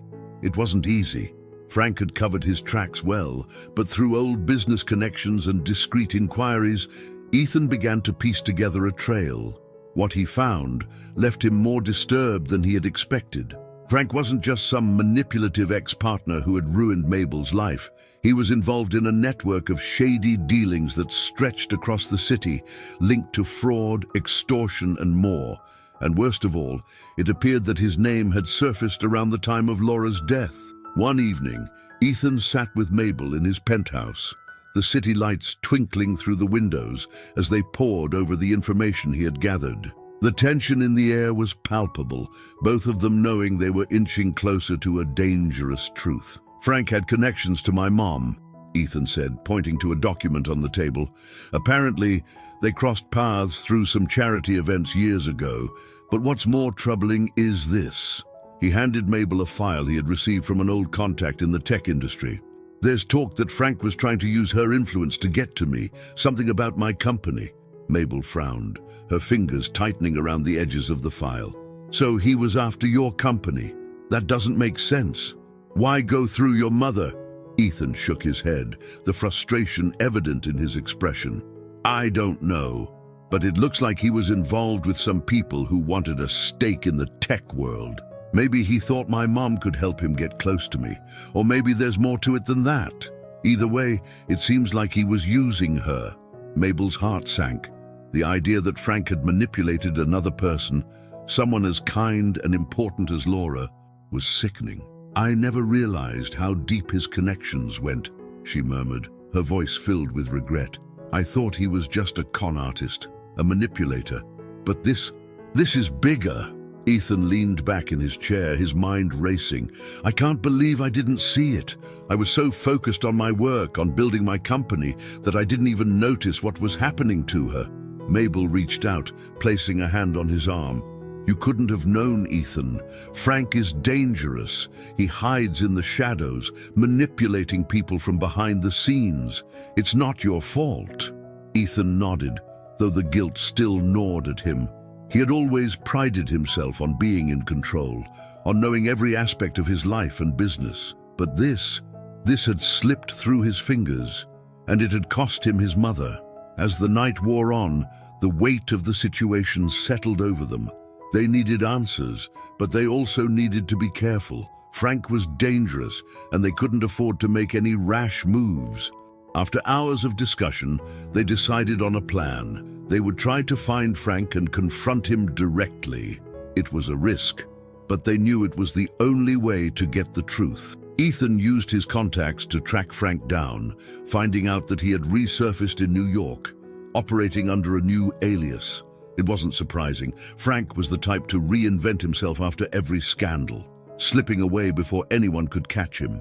But this time, Ethan and Mabel weren't going to let him disappear so easily. With a clear target in sight, Ethan booked a flight for both of them to New York. The tension between them was palpable as they boarded the plane. Neither of them spoke much during the flight, each lost in their own thoughts. For Ethan, this trip represented a chance to finally get closure on his mother's death. For Mabel, it was an opportunity to confront the man who had taken everything from her. As the plane touched down in New York, Ethan could feel the weight of the moment pressing down on him. The city was familiar to him. He had spent time here in the early days of his career, but now it felt different, more ominous. This wasn't a business trip. This was a personal reckoning. They checked into a hotel and spent the night planning their next steps. Ethan's contact had given them the address of a gallery where Frank had been seen attending an event recently. It was a high-end place, catering to wealthy collectors and powerful figures in the art world, the kind of place Frank would thrive in. The next morning, Ethan and Mabel made their way to the gallery. The air was crisp with the bite of fall, and the streets were buzzing with the usual New York energy. As they approached the gallery, Mabel felt a knot of anxiety tighten in her stomach. She hadn't seen Frank in years, but the memories of him were still vivid in her mind. The way he had manipulated her, controlled her, and ultimately destroyed her life, it all came rushing back in an instant. "Are you ready for this?" Ethan asked, sensing her unease. Mabel took a deep breath, nodding. "I have to be. He's taken too much from me already. I'm not letting him control my life anymore." Ethan gave her a reassuring smile, though his own nerves were frayed. They both knew this confrontation could go in any number of directions, and none of them were particularly safe. They entered the gallery, the polished floors and pristine walls, a stark contrast to the tension simmering beneath the surface. The event was in full swing, with art collectors and patrons mingling over glasses of champagne, admiring the works on display. Ethan and Mabel scanned the room, their eyes searching for Frank. It didn't take long to spot him. He was standing near the back of the room, talking to a small group of wealthy patrons, his posture relaxed and confident. To anyone else, he looked like just another successful businessman, charming and charismatic. But to Mabel, he was a predator, and seeing him again sent a chill down her spine. "There he is," Ethan muttered under his breath, his jaw clenched. Mabel's heart pounded in her chest as she watched Frank laugh and joke with the people around him, completely unaware that his past was about to catch up with him. "Are you sure you want to do this?" Ethan asked, his voice low but filled with concern. Mabel nodded, her gaze never leaving Frank. "I've been waiting for this moment for years." With that, they approached him. As they got closer, Frank finally noticed them, his smile faltering for a brief moment before he quickly regained his composure. His eyes flicked between Mabel and Ethan, a flicker of recognition passing across his face. Well, Frank said, his voice smooth as ever. "If it isn't my old friend Mabel, and you must be Ethan Johnson. I've heard quite a bit about you." Ethan's expression remained stony. "I'm sure you have," Frank smiled, though there was something predatory in his eyes. "What brings you two to New York? Looking to invest in some art?" Mabel stepped forward, her voice steady despite the adrenaline coursing through her veins. "We're here for answers, Frank." Frank raised an eyebrow, feigning innocence. "Answers? I'm not sure I follow." "You know exactly what I'm talking about," Mabel said, her voice growing stronger. "You ruined my life. You took everything from me, my career, my daughter, and now we know you were involved with Ethan's mother." Frank's smile faded, his expression hardening. "I don't know what you think you've uncovered, but I suggest you tread carefully. You're playing a dangerous game." Ethan stepped in, his voice low and firm. "You used my mother to get to me. You think you can keep hiding, but we know the truth now. We're not going to let you get away with it." Frank's eyes darkened, the mask of charm slipping. "You have no idea who you're dealing with, do you?" Mabel met his gaze, her voice filled with determination. "We're not afraid of you anymore, Frank. You can't hurt us." For the first time, Frank's composure faltered. He took a step back, his eyes narrowing as he realized the threat they posed. But before he could respond, the sound of footsteps echoed through the gallery. A figure approached, and when Mabel turned to look, her heart nearly stopped. Standing there, looking just as shocked as Mabel felt, was a woman she hadn't seen in years. It was Sophie. The room seemed to freeze as Mabel stared at the woman standing before her. Sophie, her daughter, the child she had lost so many years ago, taken from her by Frank's manipulation and cruelty. Time seemed to slow, and for a moment, Mabel could hardly breathe. She had dreamed of this moment for years, had prayed for it even when hope seemed impossible. But now that it was happening, the emotions were overwhelming. Sophie looked just as shocked as Mabel, her eyes wide with disbelief. She was a grown woman now, with an air of elegance and poise, but there was something familiar in her face, something that reminded Mabel of the little girl she used to hold in her arms. "Sophie," Mabel whispered, her voice barely audible. Sophie's lips parted, but no words came. She looked between Mabel and Frank, confusion and recognition battling in her eyes. The tension in the air was thick, and Ethan stood beside Mabel, his body tense as he watched the scene unfold. Frank was the first to break the silence, his voice smooth but laced with annoyance. "Sophie, you don't need to be here for this. Why don't you go back inside?" But Sophie didn't move. Her gaze was locked on Mabel, as if she were trying to piece together a puzzle that had been missing for years. "What's going on?" she asked, her voice trembling slightly. "Who are you?"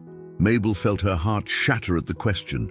She had always feared this, that Sophie wouldn't recognize her, that she had been erased from her daughter's memory, but she couldn't let that stop her now. She had come too far, endured too much, to walk away without the truth. "I'm your mother," Mabel said, her voice shaking but steady. "Sophie, I'm your mother." Sophie took a step back, shock flooding her face. "My mother? No, that's not possible. My mother died when I was a child." Mabel's heart clenched, her worst fear realized. Frank had not only taken Sophie from her, he had rewritten the past, convincing Sophie that Mabel was gone. "No, Sophie, that's not true," Mabel said, her voice filled with pain. "I've been alive all these years. Frank, he lied to you. He took you from me." Sophie's eyes darted to Frank, her confusion deepening.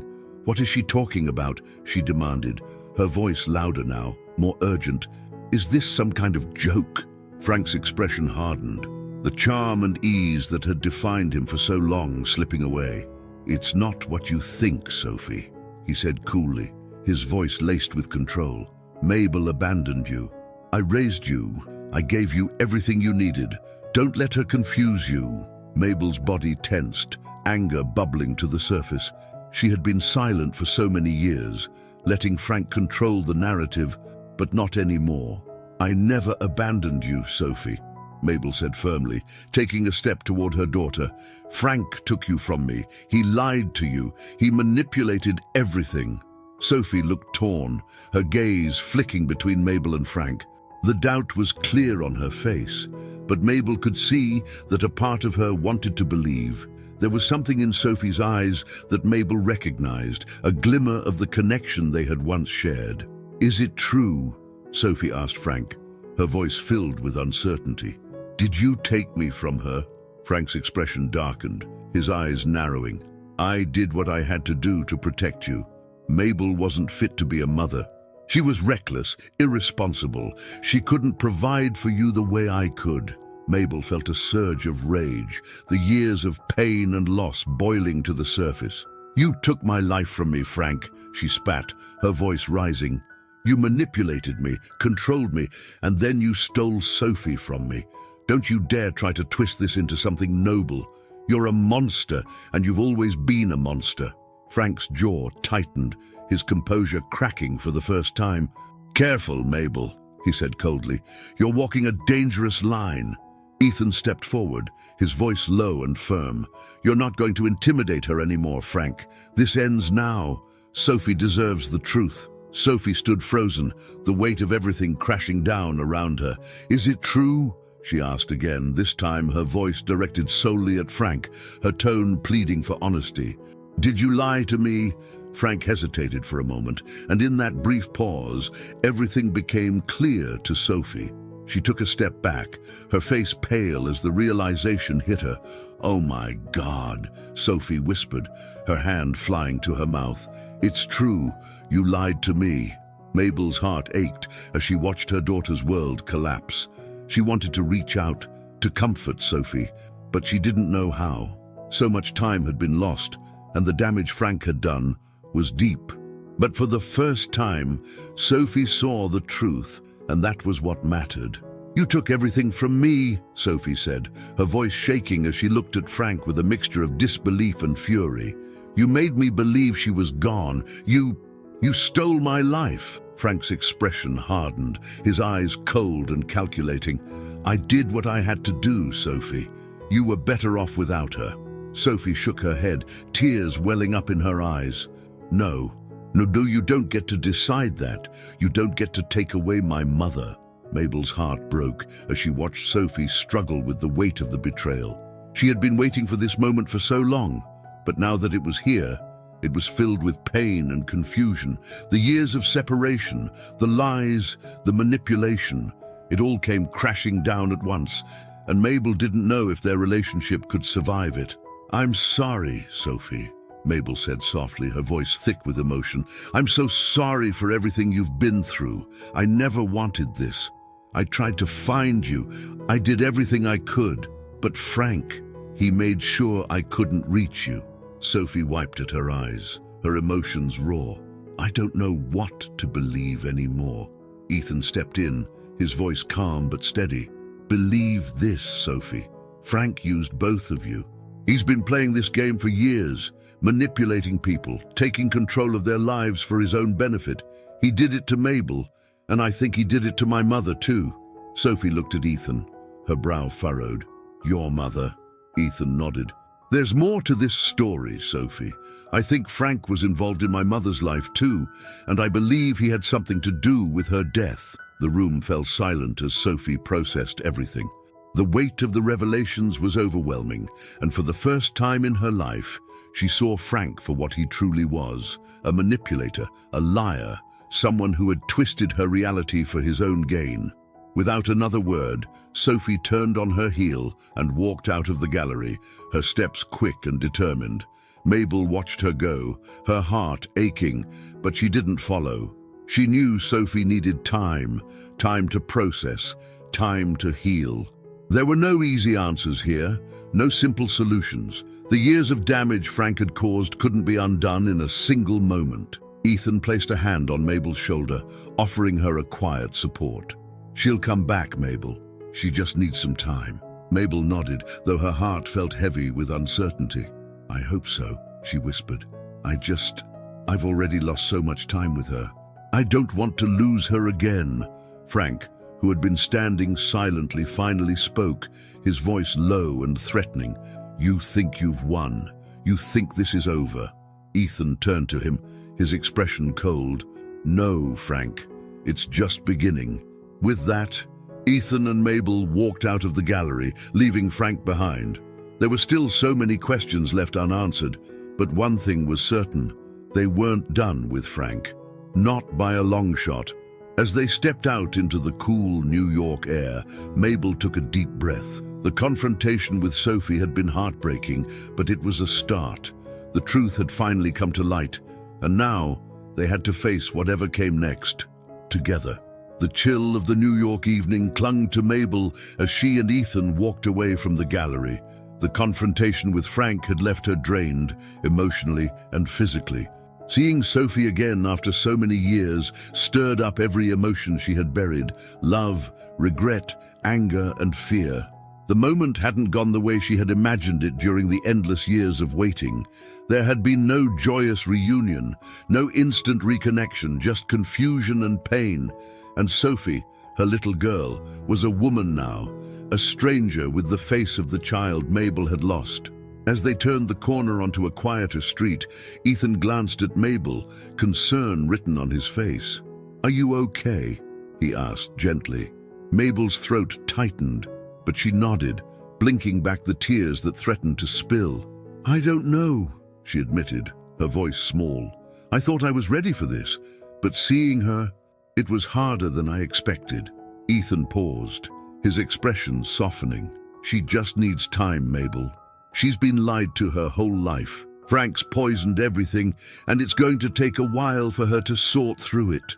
"I know," Mabel whispered, her heart aching.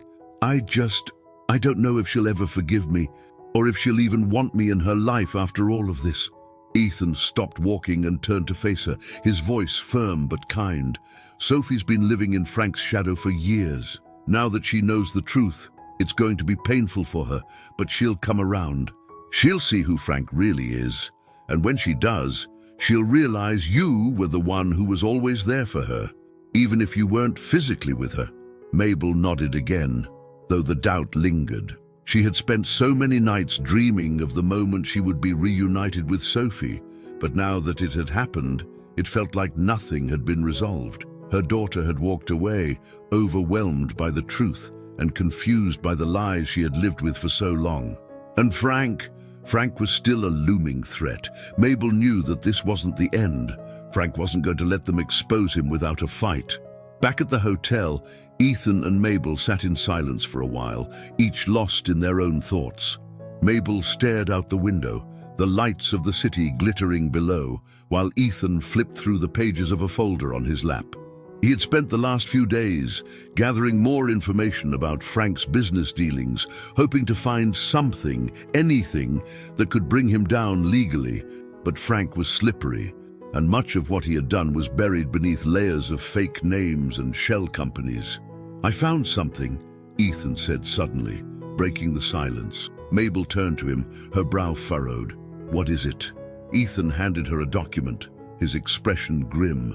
"It's a record of a deal Frank made with a company that's connected to my mother's estate. He used her name to sign off on some investments right before she died. It looks like he was trying to gain access to her assets after she passed." Mabel's stomach churned as she read the document. "So, he was after her money?" Ethan nodded, his jaw clenched. "It looks that way. He must have seen her as a way to get to me, to the company. But when she wouldn't play along, he found a way to manipulate the situation. I don't know if he had anything to do with her actual death, but this proves he was involved in her life right up until the end." Mabel's heart ached for Ethan. She knew how much he had loved his mother, how much her death had broken him. And now, to find out that Frank had been entangled in her final days, it was a betrayal on a level Ethan was still coming to terms with. "We need more than this," Mabel said softly. "If we're going to take him down, we need concrete proof of everything he's done." Ethan nodded in agreement, his eyes hardening with determination. "I know, but this is a start, and it's enough to at least get the ball rolling. I've already contacted some people I trust in the legal world. They're going to help us build a case against him." Mabel let out a shaky breath. She had spent so many years feeling powerless against Frank, but now, with Ethan's help, she finally felt like they had a chance to stop him. Still, the thought of going up against Frank terrified her. He was dangerous, ruthless, and he had a way of manipulating people that always seemed to keep him one step ahead. "What about Sophie?" Mabel asked after a moment. "Do you think she'll want to help us?" Ethan was quiet for a long time, his eyes thoughtful. "I don't know. She's in shock right now, but eventually, I think she'll come around. She's not like Frank. She'll want to do the right thing." Mabel hoped he was right. Sophie had been under Frank's influence for so long, and Mabel didn't know how deep that manipulation went. But she had to believe that the daughter she once knew was still in there, somewhere beneath the layers of lies and control. The next few days were a blur of planning and strategy. Ethan met with his legal contacts, while Mabel tried to reach out to Sophie, sending her messages but getting no response. The silence from Sophie was agonizing, but Mabel tried to give her space, knowing that pushing too hard might only drive her further away. Finally, after what felt like an eternity of waiting, Mabel received a message from Sophie. "I want to talk. Can we meet?" Mabel's heart raced as she read the words. It wasn't much, but it was a start. Sophie hadn't cut her off completely. There was still a chance. Mabel immediately responded, setting up a time and place to meet. They agreed to meet at a small cafe in the city, a neutral ground where they could talk without the weight of Frank's presence hanging over them. The next afternoon, Mabel arrived early, her nerves on edge as she waited. The cafe was quiet, tucked away in a quieter part of the city with warm lighting and the soft hum of conversation. Mabel's hands trembled slightly as she sipped her coffee, her mind racing with thoughts of how the conversation might go. Finally, the door opened, and Sophie walked in. She looked hesitant, her eyes scanning the room before they landed on Mabel.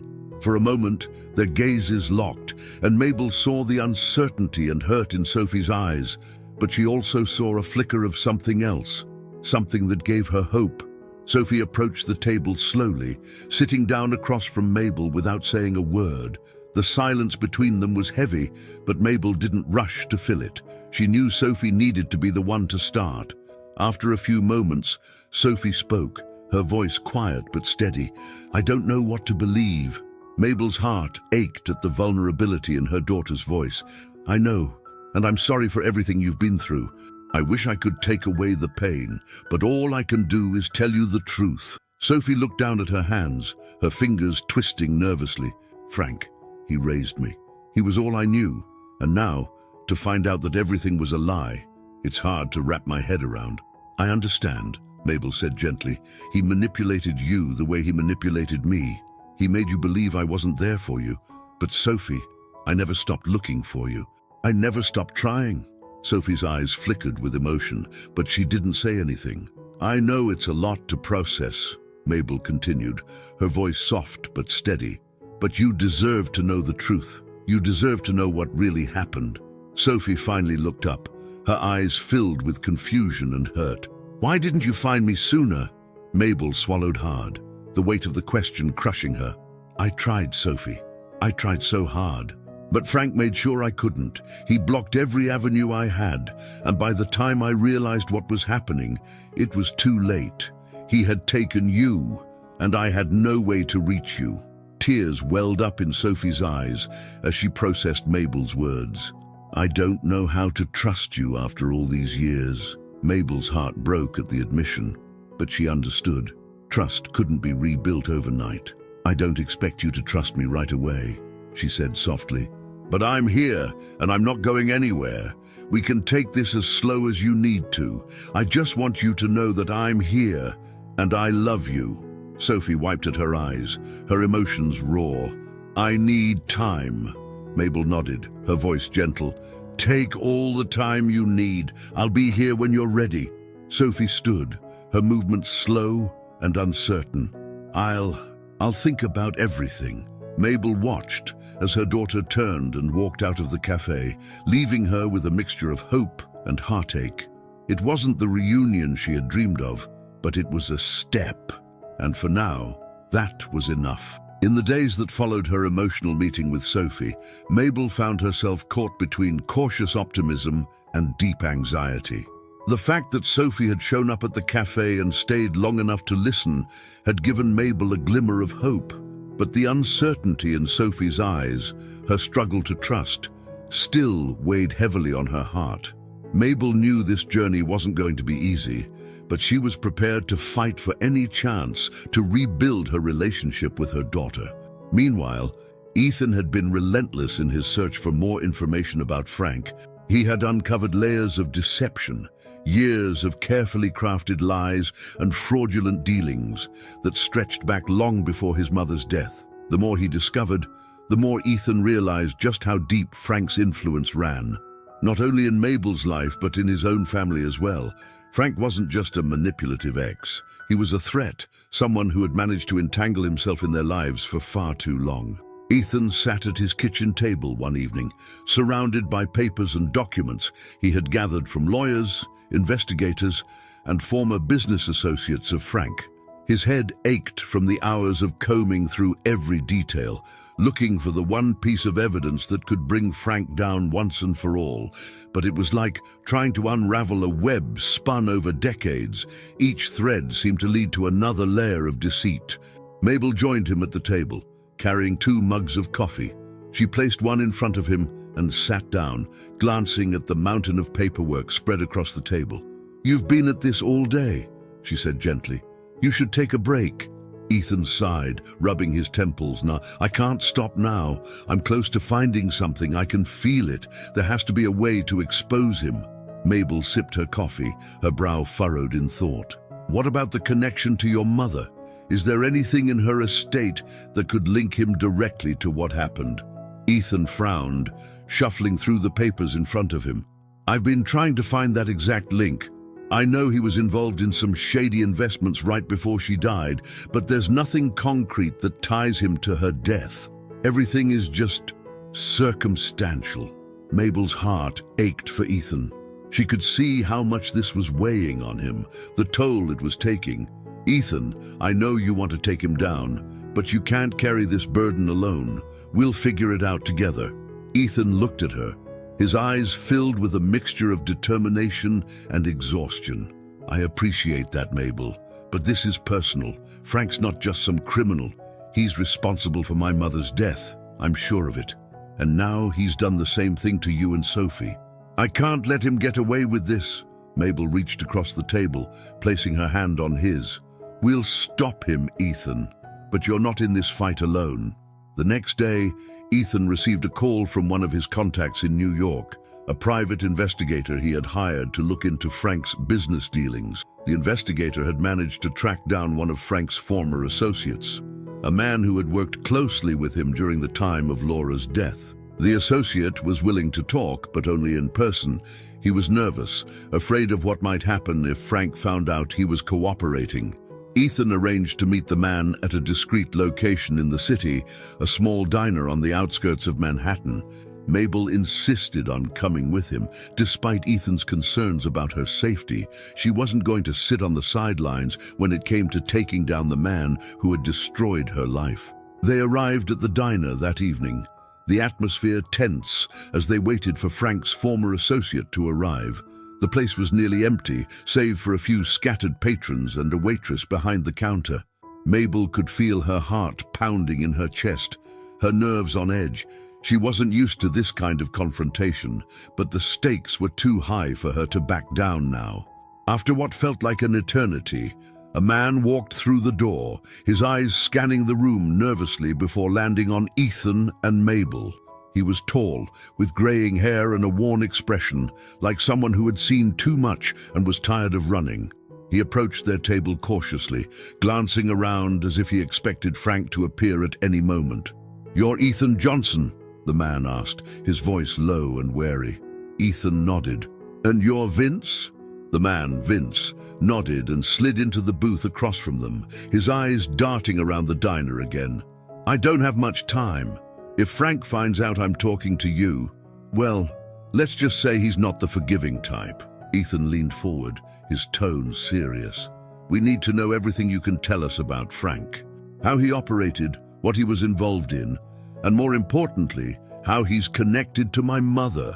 Vince sighed, running a hand through his hair. "Frank's a snake. He's been playing the long game for years, using people, manipulating situations to his advantage. He's got his hands in everything, business deals, investments, even personal lives. Your mother, she was just another mark for him. He saw her as a way to get to you, to your company." Mabel listened intently, her stomach churning at the thought of Frank using Laura as part of his schemes. "What about me?" she asked, her voice quiet but firm. "What did Frank want from me?" Vince hesitated, glancing at Mabel before speaking.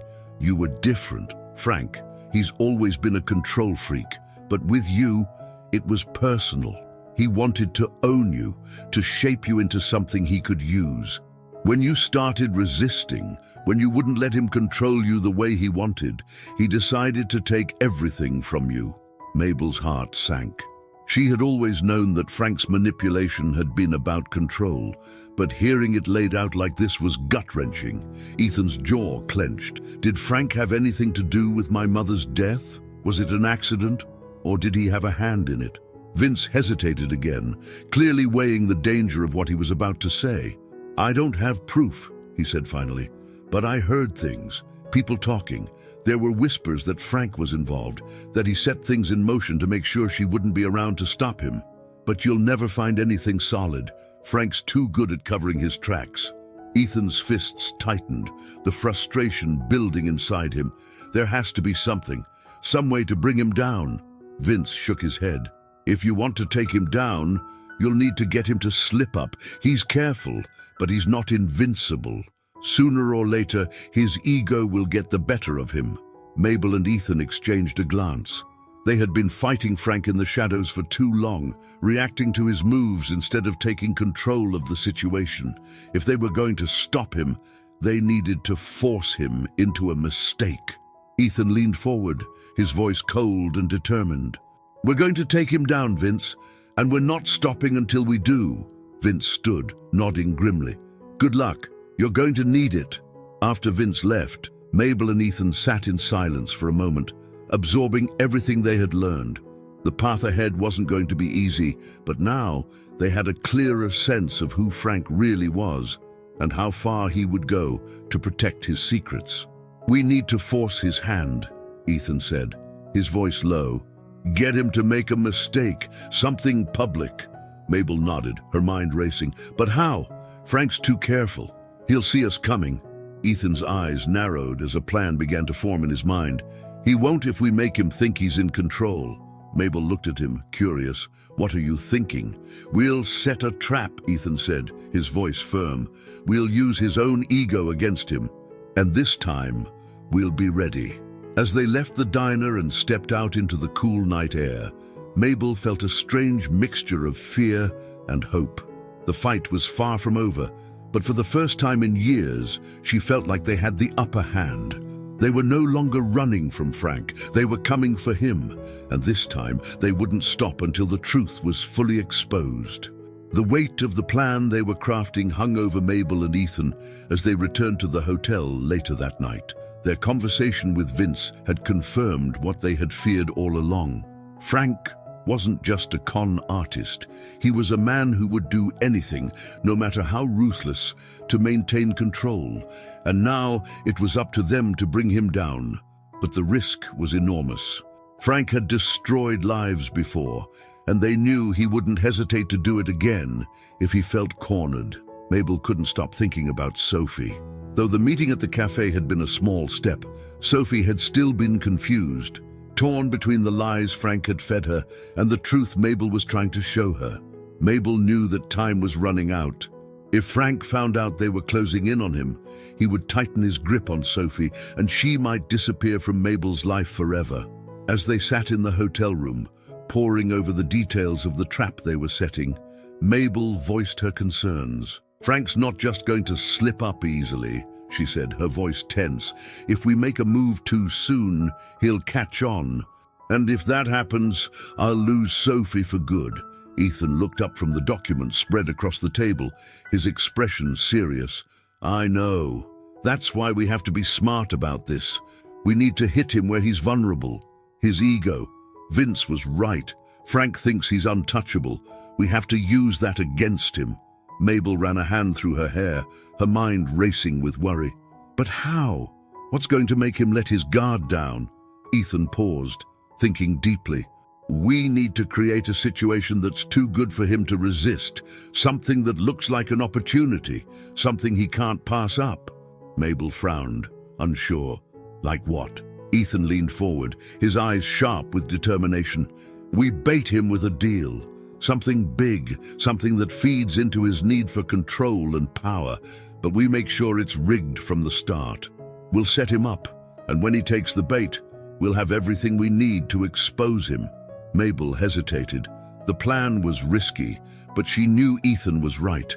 Frank's arrogance was his greatest weakness. If they could exploit that, they might have a chance to take him down. Still, the thought of playing this dangerous game with someone as unpredictable as Frank made her stomach churn. "Are you sure this will work?"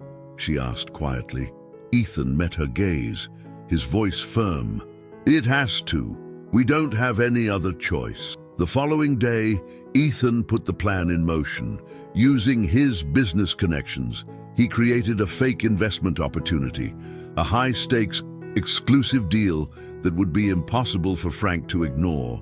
It was the kind of scheme that Frank had built his career on, manipulating powerful people, gaining access to assets, and making money in the shadows. This time, though, Ethan would be in control, watching Frank's every move.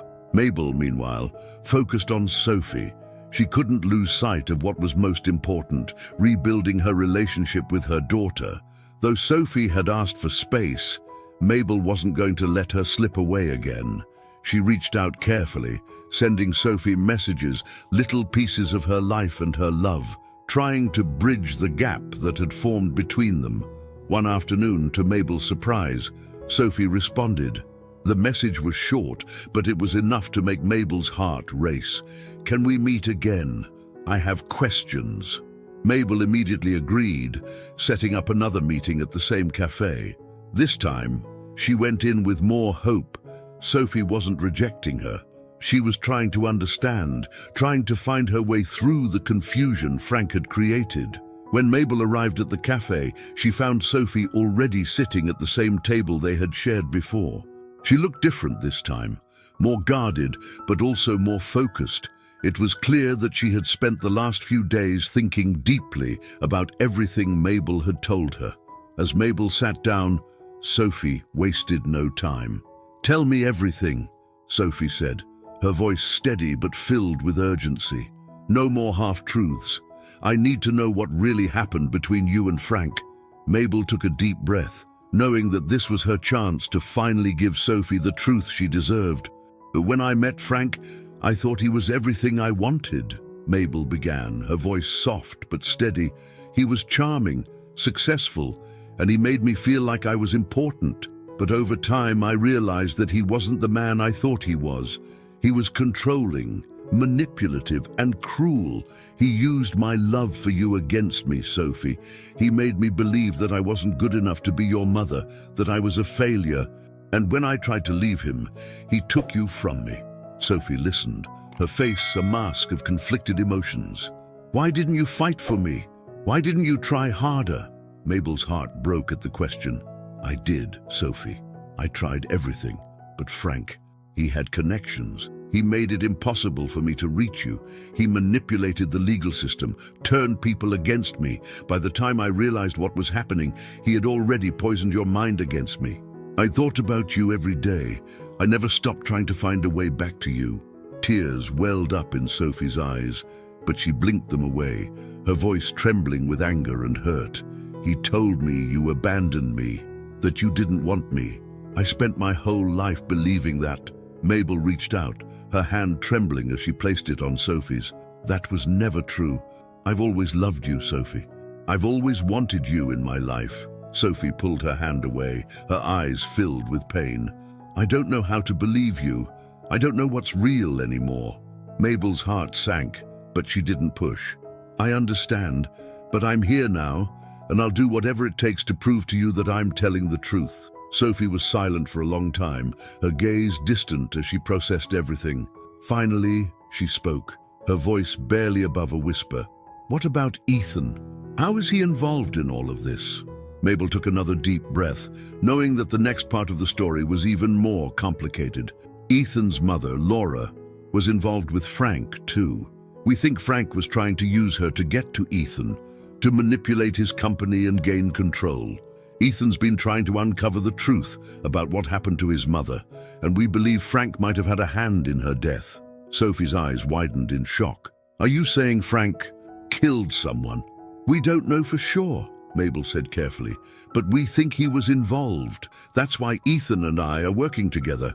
We need to expose Frank for who he really is." Sophie sat back in her chair, the weight of everything pressing down on her. "So you're telling me that the man who raised me, who I thought was my father, could be a murderer?" Mabel didn't know how to answer. The truth was too complex, too painful. But she had to be honest with Sophie, no matter how much it hurt. "I'm telling you that Frank is dangerous and that he's hurt a lot of people. I don't know if he's responsible for Laura's death, but I do know that he's capable of terrible things. You've seen it yourself, Sophie. You've seen how he controls people, how he lies." Sophie was quiet, her expression unreadable. "I need time to think," she finally said, her voice barely above a whisper. Mabel nodded, her heart heavy with uncertainty. "Take all the time you need. I'll be here when you're ready." Sophie stood, her movements slow and hesitant. "I don't know if I can forgive you, Mom," she said softly, the word "Mom" slipping out almost by accident. Mabel's breath caught in her throat, the word like a fragile gift. "I understand," she whispered. "I just want you to know that I'm not giving up on you." Sophie gave a small nod before walking away, leaving Mabel alone at the table, her heart aching with the weight of the conversation. It wasn't the reunion she had hoped for, but it was a step, a small, fragile step toward the possibility of healing. Back at the hotel, Ethan was waiting for her, his expression tense. "How did it go?" he asked. Mabel sighed, sinking into the chair across from him. "It was hard. She's so confused, Ethan. She doesn't know what to believe, but she called me Mom." Ethan smiled gently. That's something. Mabel nodded, her eyes filled with a mix of hope and fear. Yeah, it is. But it's not enough. Not yet. Ethan placed a hand on her shoulder, offering her silent support. They both knew the battle was far from over, but with every small victory, every moment of truth, they were getting closer. Closer to exposing Frank, closer to reclaiming their lives, and closer to the justice they both deserved. The sun had barely risen over the city skyline when Ethan and Mabel found themselves sitting in Ethan's hotel room, once again plotting their next move. The meeting with Sophie had been a small victory, but it was fragile. They knew that Frank was still out there, manipulating everything, and unless they exposed him soon, they could lose whatever progress they had made with Sophie, and possibly much more. Ethan flipped through the papers spread out across the table. It was everything they had on Frank so far. The shady business deals, the connections to his mother's estate, the hints of fraud and manipulation. But as much as they had uncovered, there was still nothing concrete that could definitively tie him to the crimes they suspected, especially his involvement in Laura's death. Mabel sipped her coffee, the weight of their situation pressing down on her. She couldn't stop thinking about Sophie, the confusion in her daughter's eyes, the way she had called her mom for the first time in years. It had given Mabel hope, but it had also filled her with fear. Sophie was still trapped in the middle, torn between the lies Frank had told her and the truth Mabel was fighting to show her. "We need to force Frank's hand," Ethan said, breaking the silence. His voice was steady, but Mabel could hear the tension underneath. "If we keep waiting for him to make a mistake, we'll be playing his game forever. We have to make him think he's winning, push him into a corner where he feels invincible." Mabel set her cup down, her brow furrowing. "And how do we do that without tipping him off?" Ethan leaned back in his chair, his mind working through the possibilities. "He's arrogant. Vince said it himself. Frank thinks he's untouchable. If we present him with an opportunity that's too good to resist, something that strokes his ego and makes him believe he's in control, he'll take the bait." Mabel nodded slowly, following his line of thought. "But how do we get him to trust us? He'll know something's off if we suddenly come to him with a deal." "That's the tricky part," Ethan admitted. "We'll need a middleman, someone he trusts, or at least someone who can get close to him without raising suspicion. Vince might be able to help with that. He knows Frank's network." Mabel glanced at the clock. It was still early, but they didn't have time to waste. Every day they waited was another day Frank could solidify his hold on Sophie and his grip on the lies he had built. "I'll call Vince," Ethan said, reaching for his phone. "We need to set this in motion as soon as possible." As Ethan dialed Vince's number, Mabel's thoughts drifted back to Sophie. She couldn't afford to lose her daughter again. Frank had already stolen so many years from them, and Mabel knew that if Frank realized they were closing in on him, he would do whatever it took to keep Sophie in his grasp. Vince picked up after a few rings, his voice low and cautious. "You're moving fast, Ethan. What's the plan?" Ethan explained their idea, outlining how they intended to use Frank's own arrogance against him. Vince listened carefully, occasionally interjecting with his own insights. By the time Ethan finished, Vince sounded impressed. "That could work," Vince said slowly. "But it's risky. Frank's paranoid. He doesn't trust anyone, especially now that he knows people are looking into his past. You'll need to make the offer airtight, something that looks like it's completely in his favor." Ethan nodded, though Vince couldn't see him. "We know. That's why we need your help. You've been on the inside with Frank before. You know how he thinks." There was a pause on the other end of the line. "I'll see what I can do," Vince said finally.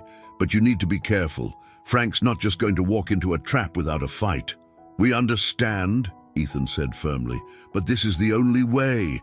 We need him to slip up in a way we can use." After hanging up with Vince, Ethan turned to Mabel, his expression thoughtful. "Vince is in.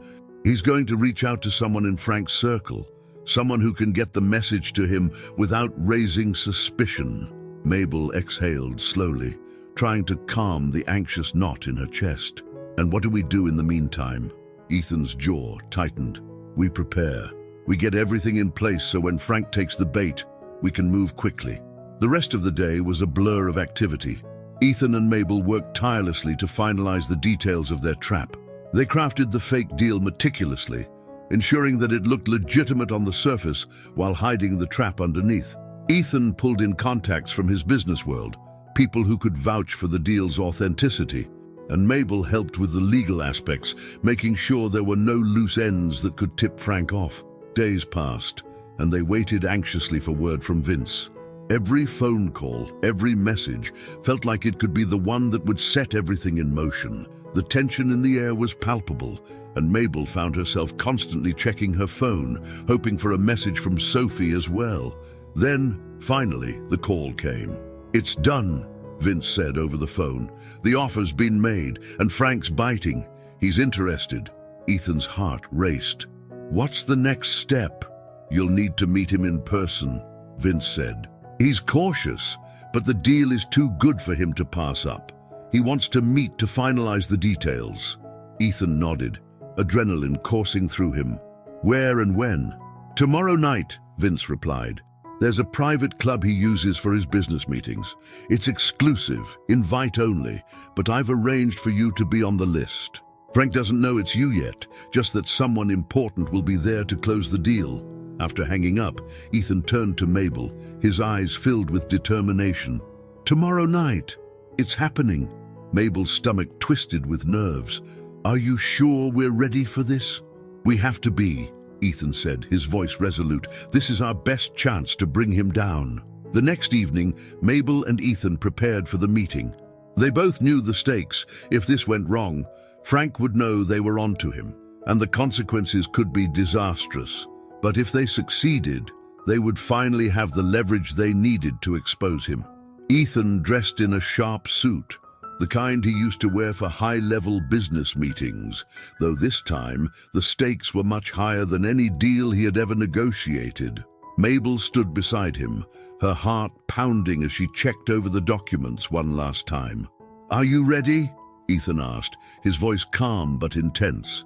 Mabel nodded, though her nerves were frayed. "As ready as I'll ever be." They arrived at the private club just before the appointed time. The building was nondescript from the outside, but inside, it was filled with an air of exclusivity. The decor was sleek, modern, and the patrons were clearly people of influence and power. Ethan and Mabel were shown to a private room where they would meet Frank. As they waited, the tension in the room was suffocating. Ethan's mind raced through every possible outcome, while Mabel fought to keep her emotions in check. This was the moment they had been preparing for, and they couldn't afford any mistakes. After what felt like an eternity, the door opened and Frank walked in. He was, as Mabel remembered him, charming, confident, with that same air of superiority that had always defined him. But now, knowing what they did about him, Mabel could see the darkness underneath. Frank smiled as he approached, though his eyes were cold and calculating. "Well, well," Frank said smoothly, his voice dripping with false charm. "I didn't expect to see the two of you here. Quite the surprise." Ethan remained calm, his face unreadable. "We have business to discuss, Frank. Let's get to it." Frank's smile widened, but there was something predatory in his gaze. "Of course. Let's see what you've brought to the table." As they sat down, Ethan and Mabel knew they were entering the most dangerous part of the game. Frank believed he was in control, but they had the upper hand now. They just had to wait for him to make his move, and when he did, they would be ready. The atmosphere in the private room was thick with tension as Frank sat down across from Ethan and Mabel. His confidence was palpable, the smug look on his face, betraying how much he believed he had control of the situation. But Ethan and Mabel knew better. This was the moment they had been waiting for, the moment where Frank, blinded by his arrogance, would make the mistake they needed. The trap was set, and all they had to do was let him walk into it. "Well, I have to say, I'm intrigued," Frank said, leaning back in his chair with a casual air. His eyes flickered between them, But Mabel could see the calculating gleam behind his charm. He wasn't here to listen. He was here to win. Ethan remained calm, keeping his face neutral. "We've presented you with a significant opportunity, Frank. One that benefits everyone involved." Frank smiled, but there was no warmth in it. "Oh, I'm sure it does. But let's not kid ourselves. This is about what benefits you, isn't it? You've never been one to offer something without expecting a hefty return."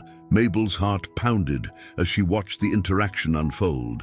This was the moment where everything could either fall into place or unravel completely. They had carefully crafted the deal, making it appear like the perfect setup for someone like Frank, something irresistible, something that would appeal to his need for power and control. But they needed him to take the bait. Ethan leaned forward slightly, his expression serious but calm. "This isn't about what I get out of it, Frank. This is about creating something bigger. You've built your empire by knowing how to capitalize on the right opportunities at the right time. This is one of those times." Frank's eyes narrowed slightly, though the smile remained on his lips. "You're selling this pretty hard, Ethan. What's the catch?" "There is no catch," Ethan said smoothly, his voice steady. "But there's a window on this deal, and it won't stay open for long. If you're interested, we'll move forward. If not, well, we have other options." Frank's expression shifted slightly, the mention of other options clearly getting under his skin. He didn't like being told he wasn't the only choice. He thrived on being the most important person in the room. The idea that someone else could take what he believed should be his was enough to spark his competitive nature. "Other options, huh?" Frank mused, leaning back in his chair again, his fingers tapping lightly on the table. "Well, I'm not one to let a good deal slip away." Mabel's breath caught in her throat. Frank was close, so close to walking into the trap. But she knew how careful he was, how paranoid he could be. If anything felt even slightly off, he would pull back, and they would lose their chance. Frank studied them for a moment longer, his eyes sharp. "But before I sign on to anything, I need to know a little more. You know how I operate, Ethan. I don't jump into things without understanding the full picture." Ethan nodded, keeping his tone measured. "Of course. Ask whatever you need to." Frank's gaze shifted to Mabel, his eyes narrowing slightly. "I have to admit, it's interesting to see you involved in all this, Mabel. I always knew you had potential, but I didn't expect to see you sitting at the table for something like this." Mabel's pulse quickened, but she forced herself to remain calm. She knew Frank was trying to throw her off, to remind her of the power he once held over her. But this time was different. She wasn't the same person she had been when he had controlled her life. She had fought her way back, and now she was stronger than ever. "I'm here because I know what I'm worth," Mabel said quietly, her voice steady, "and I'm not going to let you or anyone else make me doubt that again." Frank's eyes flickered with something, surprise perhaps, but he quickly masked it with a smile. "You've grown, Mabel, I'll give you that." Ethan, sensing the shift in the conversation, moved it back to business. "So, Frank, are you in, or should we look elsewhere?" Frank's eyes lingered on Mabel for a moment longer before turning back to Ethan. There was a pause, a flicker of calculation, and then, finally, he nodded. "I'm in." Mabel felt a surge of relief, though she didn't let it show. This was it. Frank had taken the bait. "Great," Ethan said smoothly, pulling out a folder with the finalized documents. "Let's make it official." Frank reached for the folder, flipping through the pages with a practiced eye. As he scanned the document, everything seemed to be falling into place. But just as they thought the plan was working perfectly, Frank paused, his brow furrowing slightly. "Wait," he said slowly, his eyes narrowing as he looked at one of the clauses in the contract. "What's this about a third-party oversight? I don't recall agreeing to that." Mabel's heart skipped a beat. This was the moment where everything could go wrong. Ethan, remaining calm, leaned forward slightly. "It's just a formality, Frank. Standard practice for deals of this size. It ensures transparency and makes sure all parties are protected. Nothing out of the ordinary." Frank's expression darkened, suspicion creeping into his eyes. "Transparency?" he repeated, his tone sharp. That's not how I do business. Mabel's stomach churned. She knew Frank's paranoia well, and this was exactly the kind of thing that would make him pull back. They couldn't afford to lose him now, not when they were so close. Before Frank could push further, Ethan leaned in, his tone firm but reassuring. Look, Frank, I get it. You don't like having people looking over your shoulder, but in this case, it's necessary. We're talking about millions of dollars here, and everyone involved needs to know the deal is clean. It protects you as much as it protects us. Frank hesitated, his fingers tapping on the table again as he considered Ethan's words. For a moment, it seemed like he was going to walk away, his suspicion outweighing his greed. But then, his arrogance took over. He didn't believe anyone could outsmart him. He was Frank, the man who always came out on top. All right, Frank said finally, his voice cold. But I'm watching this closely, Ethan. If I sense anything's off, the deal's dead. Ethan smiled, though there was no warmth in it. Of course. With that, Frank signed the contract, sealing his fate. As they wrapped up the meeting and Frank left the room, Mabel let out a shaky breath, the adrenaline still coursing through her veins. They had done it. Frank had taken the bait, and now they had him right where they wanted him. Ethan turned to Mabel, his expression tense but victorious. This is it. We've got him. Mabel nodded, though her heart was still racing. What happens next? Now, Ethan said, his voice low, we prepare for the fallout. The trap was set, but they both knew this wasn't over.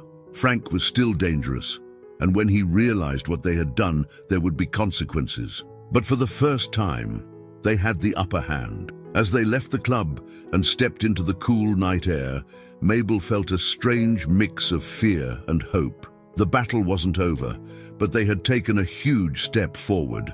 Frank's empire was beginning to crack, and soon the whole truth would come to light.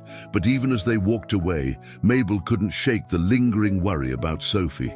Frank had been such a powerful influence in her life, and Mabel didn't know how deep that control went. If Frank realized that Sophie was slipping from his grasp, he might do something desperate. We need to be careful, Mabel said quietly as they walked. Frank's not going to let this go without a fight. Ethan nodded, his jaw tight with determination. I know, but we're ready for him. He won't be able to hide anymore. As they disappeared into the night, the weight of the coming confrontation hung over them. They had taken the first step in exposing Frank, but the real battle was just beginning. The days after Frank signed the deal were tense, as if the city itself could feel the weight of the trap closing in on him. For Mabel and Ethan, every moment was spent preparing for the next step. They had the documents that would expose Frank, but they knew they needed to execute this perfectly. One misstep, and Frank could slip away, as he had done so many times before. Ethan spent hours on the phone with his legal team, making sure every piece of evidence was airtight, while Mabel worked tirelessly to stay in touch with Sophie. The fragile connection they had begun to rebuild was Mabel's lifeline, and she couldn't risk losing her daughter again, especially with the storm that was about to hit. But Sophie hadn't responded to her last few messages, and Mabel's anxiety was growing. Every day that passed without hearing from her felt like a step backward, a reminder of just how deep Frank's manipulation had gone. Mabel feared that Frank had already sensed what was happening and was tightening his grip on Sophie. One evening, as Mabel sat by the window in Ethan's apartment, staring out at the city below, her phone buzzed. She snatched it up quickly, her heart leaping at the sight of Sophie's name on the screen. Can we meet? I need to talk. Mabel's breath caught in her throat. She had been waiting for this moment, praying for it, and now it was here. But there was something in Sophie's words, something that felt urgent, maybe even frightened. Without hesitation, Mabel replied, setting up a meeting for the following morning at a small park not far from where Sophie lived. She wanted to make sure it was a place where Sophie felt comfortable, somewhere they could talk without the weight of the past pressing down too heavily. The next morning, Mabel arrived at the park early, her nerves on edge. She sat on a bench near the fountain, watching as families played with their children and couples strolled by. It was a peaceful scene, but Mabel's heart was anything but calm. After what felt like an eternity, Sophie appeared at the edge of the park, her face drawn and serious. She walked toward Mabel with a purpose, but there was something different in her eyes this time, something darker, more troubled. "Sophie," Mabel said softly as her daughter approached. Sophie sat down beside her, her gaze fixed on the ground. For a long moment she didn't speak, and Mabel could feel the tension radiating off of her. Finally, Sophie broke the silence, her voice quiet but filled with emotion. "I've been thinking about everything you told me, about Frank, about you, and I've been trying to figure out what's real, what's true." Mabel's heart ached as she listened. She could hear the confusion in Sophie's voice, the deep pain of betrayal. "I know it's a lot to take in," Mabel said gently, "and I'm so sorry that you've had to go through all of this, but I promise you, everything I've told you is the truth." Sophie shook her head, her hands clenched into fists in her lap. "Frank, he's always been there for me. He raised me. He made me believe you didn't want me, and now I don't know what to believe anymore." Mabel reached out, placing a hand on Sophie's arm, her voice trembling with emotion. "I understand why you feel that way. Frank has controlled the narrative for so long, and he's made it seem like I abandoned you. But I swear, Sophie, I never stopped looking for you. I never gave up on you." Sophie's eyes flickered with pain, her voice barely above a whisper. "I don't know how to trust you, Mom. I want to, but..." Mabel's breath hitched at the sound of Sophie calling her Mom again, but she didn't let it break her focus. "You don't have to trust me all at once," she said softly, "but I'm here. I'm not going anywhere, and I'm willing to do whatever it takes to prove that to you." Sophie's gaze lifted to meet Mabel's, and for a moment there was a flicker of hope, but then, just as quickly, it faded, replaced by something darker. "There's something you don't know," Sophie said, her voice tense. "Frank, he's been acting strange lately. He's been more paranoid than usual, and he keeps talking about people trying to ruin him." Mabel's heart skipped a beat. She knew immediately what Sophie was talking about. Frank was starting to sense that things were unraveling. He was dangerous when cornered. And now, with the deal Ethan had tricked him into signing, Frank was closer to losing everything than ever before. "Sophie," Mabel said carefully, trying to keep the fear out of her voice, "you need to be careful. Frank is not who you think he is. If he feels threatened, he'll do anything to protect himself." Sophie's eyes filled with uncertainty. "What are you saying? That he's going to hurt me?" Mabel shook her head quickly. "No, I don't think he would ever hurt you physically, but he'll try to control you, manipulate you into doing what he wants. And if he thinks you're turning against him..." Sophie's face paled, the weight of Mabel's words sinking in. "He's already been asking me questions," she whispered, "about you, about Ethan. He thinks I've been talking to you." Mabel's heart pounded in her chest. "What did you tell him?" Sophie looked away, guilt flashing across her face. "I told him I didn't know anything, but he didn't believe me." Mabel swallowed hard, the fear she had been trying to suppress rising to the surface.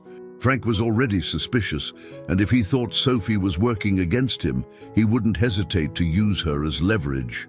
"Sophie, listen to me," Mabel said, her voice urgent. "You need to stay away from him. Don't let him manipulate you any more than he already has. Ethan and I are working to stop him, but we need you to be safe." Sophie looked torn, her emotions warring with each other. "I don't know what to do," she said quietly. "He's been my father my whole life. How do I just walk away from that?" Mabel's heart broke at the pain in Sophie's voice. She reached out, taking her daughter's hand in hers. "I know it's hard, but he's been lying to you, Sophie. He's been using you, and now he's trying to drag you down with him." Sophie's eyes filled with tears, but she blinked them away, her voice barely audible. "I don't know if I'm strong enough to walk away." Mabel squeezed her hand gently, her voice filled with love. "You are, Sophie. You're stronger than you think, and you're not alone. I'm here, and Ethan's here. We'll help you, but you have to trust us." Sophie was quiet for a long time, her gaze distant as she processed everything. Mabel waited, her heart aching for her daughter, knowing how hard this decision was. She had been trapped in Frank's web for so long, and breaking free wasn't something that could happen overnight. Finally, Sophie looked up, her voice steady but filled with emotion. "I want to believe you. I want to believe that I can trust you." Mabel's breath caught, tears welling up in her eyes. "You can, Sophie, I promise you, you can." Sophie nodded, her resolve strengthening. "Okay, I'll stay away from Frank, but what if he comes after me? What if he tries to find me?" Mabel's heart pounded as she thought about the danger Sophie could be in. "We'll protect you," she said firmly. "Ethan has contacts who can help. We won't let Frank get to you." Sophie exhaled slowly, as if releasing the weight of years of fear and confusion. "I don't want to be part of his world anymore," she said softly. "I don't want to live in his lies." Mabel reached out, pulling Sophie into a hug. It was the first time they had embraced since they were reunited, and Mabel felt the years of pain and separation melting away, if only for a moment.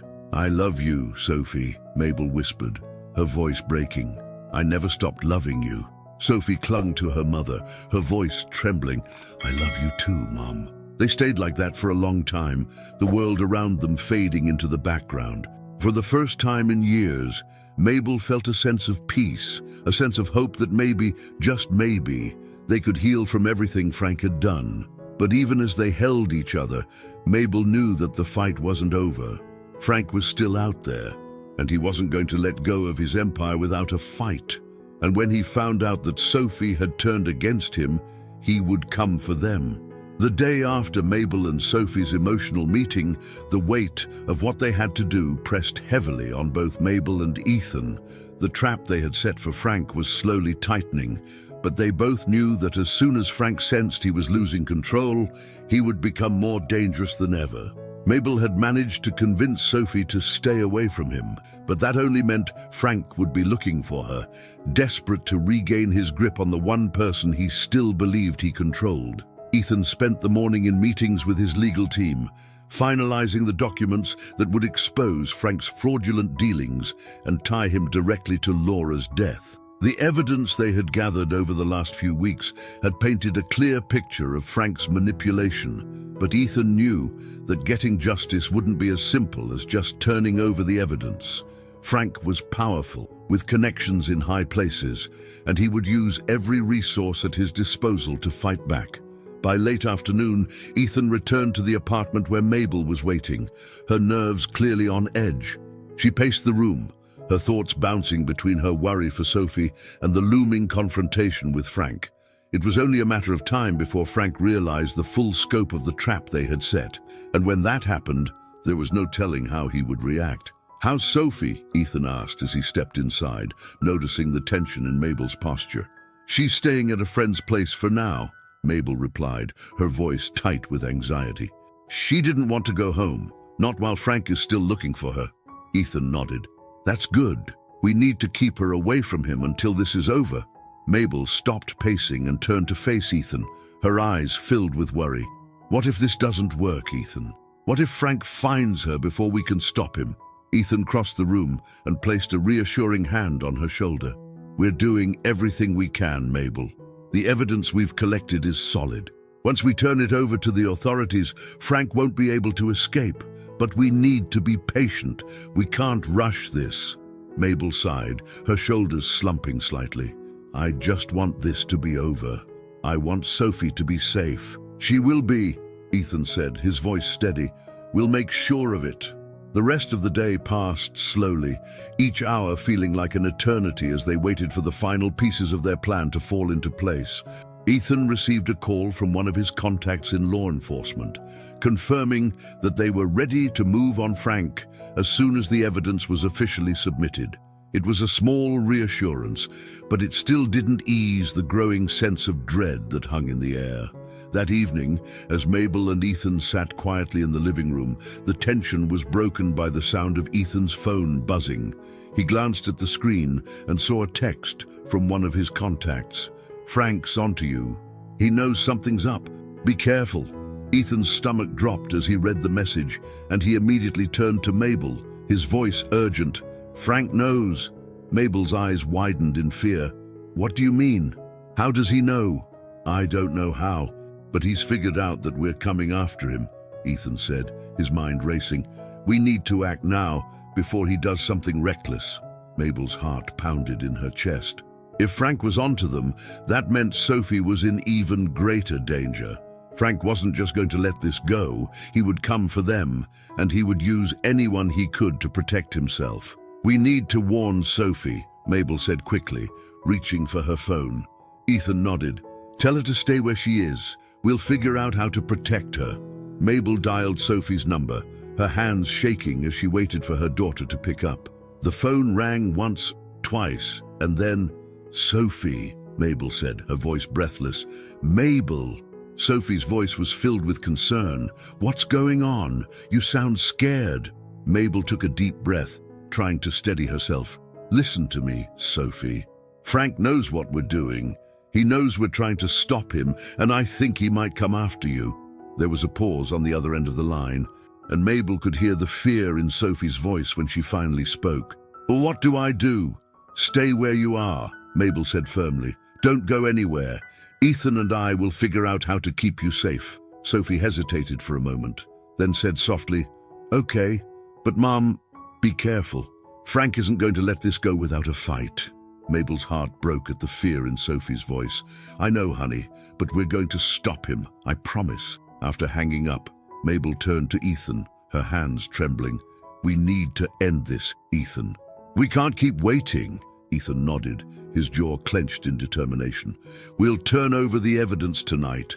We can't risk giving Frank any more time." They spent the next hour preparing everything they needed, gathering the documents and making sure all the evidence was in order. Once it was ready, Ethan called his contact in law enforcement, arranging to meet him and officially hand over the files. It was the final step in their plan, the moment that would set everything in motion. As they prepared to leave, a sense of unease settled over Mabel. Something didn't feel right. Frank had always been 2 steps ahead, always able to manipulate the situation to his advantage. She couldn't shake the feeling that he was planning something they hadn't anticipated. "Are you sure this is going to work?" Mabel asked as they headed out the door. Ethan glanced at her, his expression serious. "It has to. We've covered every angle. Once the authorities have the evidence, Frank won't have anywhere to hide." But even as he said the words, Ethan felt the same unease creeping in. Frank was dangerous, unpredictable, and they had no idea what he might do when he realized his empire was crumbling. They arrived at the agreed-upon location, a quiet parking garage on the edge of the city. Ethan's contact, Detective Harris, was already there, waiting for them. As they approached, Harris gave them a curt nod, his expression grim. "You've got everything?" Harris asked, his eyes scanning the area. Ethan handed over the file, his voice steady. "It's all here. This should be enough to bring him down." Harris flipped through the documents briefly, his brow furrowing in concentration. "Good. We'll move on this first thing in the morning. Frank won't know what hit him."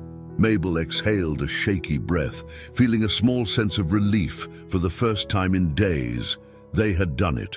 The evidence was in the right hands, and soon Frank would be exposed for the criminal he was. But just as they turned to leave, the sound of tires screeching echoed through the garage, followed by the roar of an engine. Mabel's heart leapt into her throat as a black SUV sped toward them, its headlights cutting through the dim light. "Get down!" Harris shouted, pulling his gun from his holster as the SUV skidded to a stop in front of them. The doors of the SUV flew open, and before Mabel could react, a group of men spilled out, guns drawn. She felt Ethan grab her arm, pulling her behind a concrete pillar as gunfire erupted, the sound deafening in the enclosed space. Mabel's mind raced as she crouched behind the pillar, her heart pounding in her chest. This was Frank. He had found them. Ethan's voice was low and urgent as he spoke into her ear. "We have to get out of here. He's trying to stop us before we can take him down." Mabel nodded, her fear almost paralyzing her, but she knew they couldn't afford to stay. They had come too far to lose everything now. As they crouched behind the pillar, Mabel's thoughts turned to Sophie. She prayed that her daughter was safe, far away from the chaos that was unfolding. But as the gunfire continued, Mabel couldn't shake the feeling that this was just the beginning. Frank wasn't going to let them go easily. He had too much to lose, and the battle to bring him down had only just begun. The gunfire echoed through the parking garage, each shot vibrating through the concrete walls. Mabel and Ethan remained huddled behind the pillar, their hearts racing as they tried to make sense of the chaos. The reality of what was happening, Frank's men coming after them in such a violent, desperate way, was almost too much to comprehend. But it was clear now. Frank was not going to let go of his empire quietly. He had sent his men to silence them before the evidence could be used against him, and there was no doubt that this was a fight for survival. Detective Harris, gun drawn, moved swiftly, firing back at the men who had emerged from the SUV. His years of experience were evident in his calm precision, but it was obvious that they were outnumbered. Bullets ricocheted off the walls, and Mabel's heart pounded as she realized just how close they were to losing everything. "We need to move!" Ethan's voice was urgent, his hand gripping Mabel's arm tightly. Mabel nodded, her fear nearly paralyzing her, but she forced herself to stand. They couldn't afford to be trapped here. As they began to move, darting from pillar to pillar, the sound of gunfire grew louder. Mabel's thoughts raced back to Sophie. Her daughter was still out there, hopefully safe. But if Frank's men were willing to come after them, there was no telling what he might do next. Ethan grabbed Mabel's hand and pulled her behind another barrier, just as a bullet whizzed past them. "Stay low," he ordered, his voice tense but steady. "We need to get out of here." Mabel nodded, her mind racing. "What about Harris?" she asked, glancing back at the detective who was exchanging fire with Frank's men. Ethan hesitated, but before he could answer, Harris shouted over the gunfire, "Go! Get out of here! I'll hold them off!" Mabel's stomach twisted with fear for the detective, but she knew they had no choice. If they didn't escape, everything they had worked for would be lost. The evidence against Frank was still with Harris, and as long as it stayed out of Frank's hands, there was still hope. Ethan pulled her toward the exit, and they ran, their footsteps echoing through the garage as they weaved between cars, keeping low to avoid the gunfire. Mabel's lungs burned as they sprinted toward the stairwell that led to the street level. It felt like every second stretched into an eternity, but finally, they reached the door. Bursting through the exit, they found themselves in the cold night air, the city streets eerily quiet compared to the chaos they had just left behind. Ethan glanced around, scanning for any signs of danger, before pulling Mabel down the sidewalk, away from the garage. "We need to get somewhere safe," he said, his breath heavy with exertion. Mabel nodded, still catching her breath, her mind racing with fear and adrenaline. "What if they come after Sophie?" she asked, her voice trembling. Ethan's jaw tightened. "We'll call her as soon as we're clear. We'll make sure she's protected." As they moved quickly through the streets, Mabel's mind flashed back to all the moments that had led them here. The years of manipulation, the lies, and the heartbreak that Frank had caused. He had taken so much from them, from her and Sophie, and now, in his desperation to hold on to power, he was willing to destroy anyone in his path. They reached a safer part of the city, and Ethan pulled out his phone, dialing Detective Harris's number. Mabel's heart pounded in her chest as they waited for an answer, but the phone rang and rang with no response. "He's not picking up," Ethan said, his voice filled with concern. "We need to call my contact in the police department." Before Ethan could make the call, Mabel's phone buzzed in her pocket. She quickly pulled it out, her heart leaping when she saw Sophie's name on the screen. "Sophie?" Mabel answered, her voice breathless. "Mom," Sophie's voice came through, sounding shaken. I think someone's following me. I'm at a friend's house, but I saw a car parked outside. I don't know what to do." Mabel's heart nearly stopped. Frank's men were already closing in on Sophie. "Listen to me, Sophie," Mabel said, trying to keep her voice steady. "Stay inside. Don't go anywhere. We're coming to get you." Ethan was already moving, hailing a cab as Mabel spoke to Sophie. Within moments, they were on their way to the address Sophie had given them, every second filled with the terrifying realization that Frank's reach was even longer than they had anticipated. As the cab sped through the city streets, Mabel gripped her phone tightly, fear coursing through her veins. She had fought so hard to get Sophie back, to protect her from Frank's lies. And now, just when they were so close to exposing the truth, Frank was trying to take her away again. "We'll get to her in time," Ethan said quietly, sensing Mabel's fear. Mabel nodded, though her heart was pounding in her chest. She prayed they would reach Sophie before it was too late. When the cab pulled up in front of the house where Sophie was staying, Mabel and Ethan immediately noticed the black sedan parked across the street. The engine was running, and two men sat inside, their eyes trained on the house. "Stay close," Ethan whispered as they stepped out of the cab. Mabel's heart raced as they approached the house, her eyes darting toward the sedan. The men inside didn't make a move, but Mabel knew they were watching. She had no doubt they were Frank's men, sent to make sure Sophie didn't escape. They quickly reached the door, and Mabel knocked, her hands trembling. Moments later, the door opened, and Sophie stood there, her face pale with fear. "Mabel! Ethan!" Sophie's voice cracked as she pulled them inside. "They've been outside for hours. I didn't know what to do." "You did the right thing," Mabel said, pulling Sophie into a tight embrace. "We're going to get you out of here." But before they could make a plan, the sound of footsteps echoed on the porch, and Mabel's heart lurched as she realized the men from the sedan were approaching the house. "They're coming," Sophie whispered, her voice filled with terror. Ethan moved quickly, pulling Sophie and Mabel deeper into the house. "We need to get to the back. There's an alley behind the house. We can slip out before they get in." Mabel's heart pounded as they moved through the house, the sound of the front door being forced open, sending a surge of adrenaline through her. They reached the back door just as the men entered the house, their voices low and threatening. "Hurry," Ethan urged, opening the door to the alleyway. "We don't have much time." Mabel grabbed Sophie's hand, pulling her through the door as they slipped out into the night. The alley was dark and narrow, but it offered a way out. Away from Frank's men and away from the danger that was closing in on them.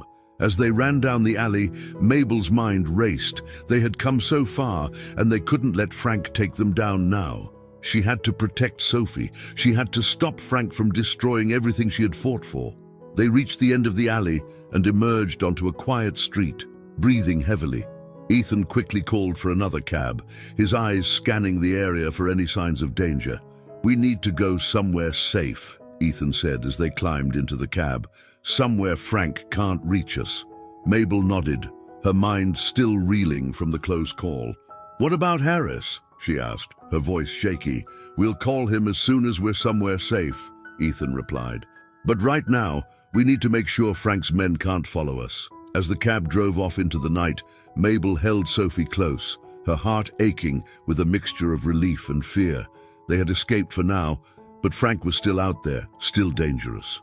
The evidence against him was strong, but Mabel knew that Frank would do whatever it took to protect himself. But as they drove away, Mabel felt something shift inside her. For the first time in years, she wasn't running from Frank. She wasn't the frightened woman he had once controlled. She was stronger now, stronger because of Sophie, because of Ethan, because of the love she had fought so hard to reclaim. And no matter what Frank tried to do, Mabel knew one thing for sure: they were going to bring him down. I hope you enjoyed today's story. Subscribe to the channel so you don't miss more stories like this. Leave a like and comment below what you thought of the story. See you in the next video.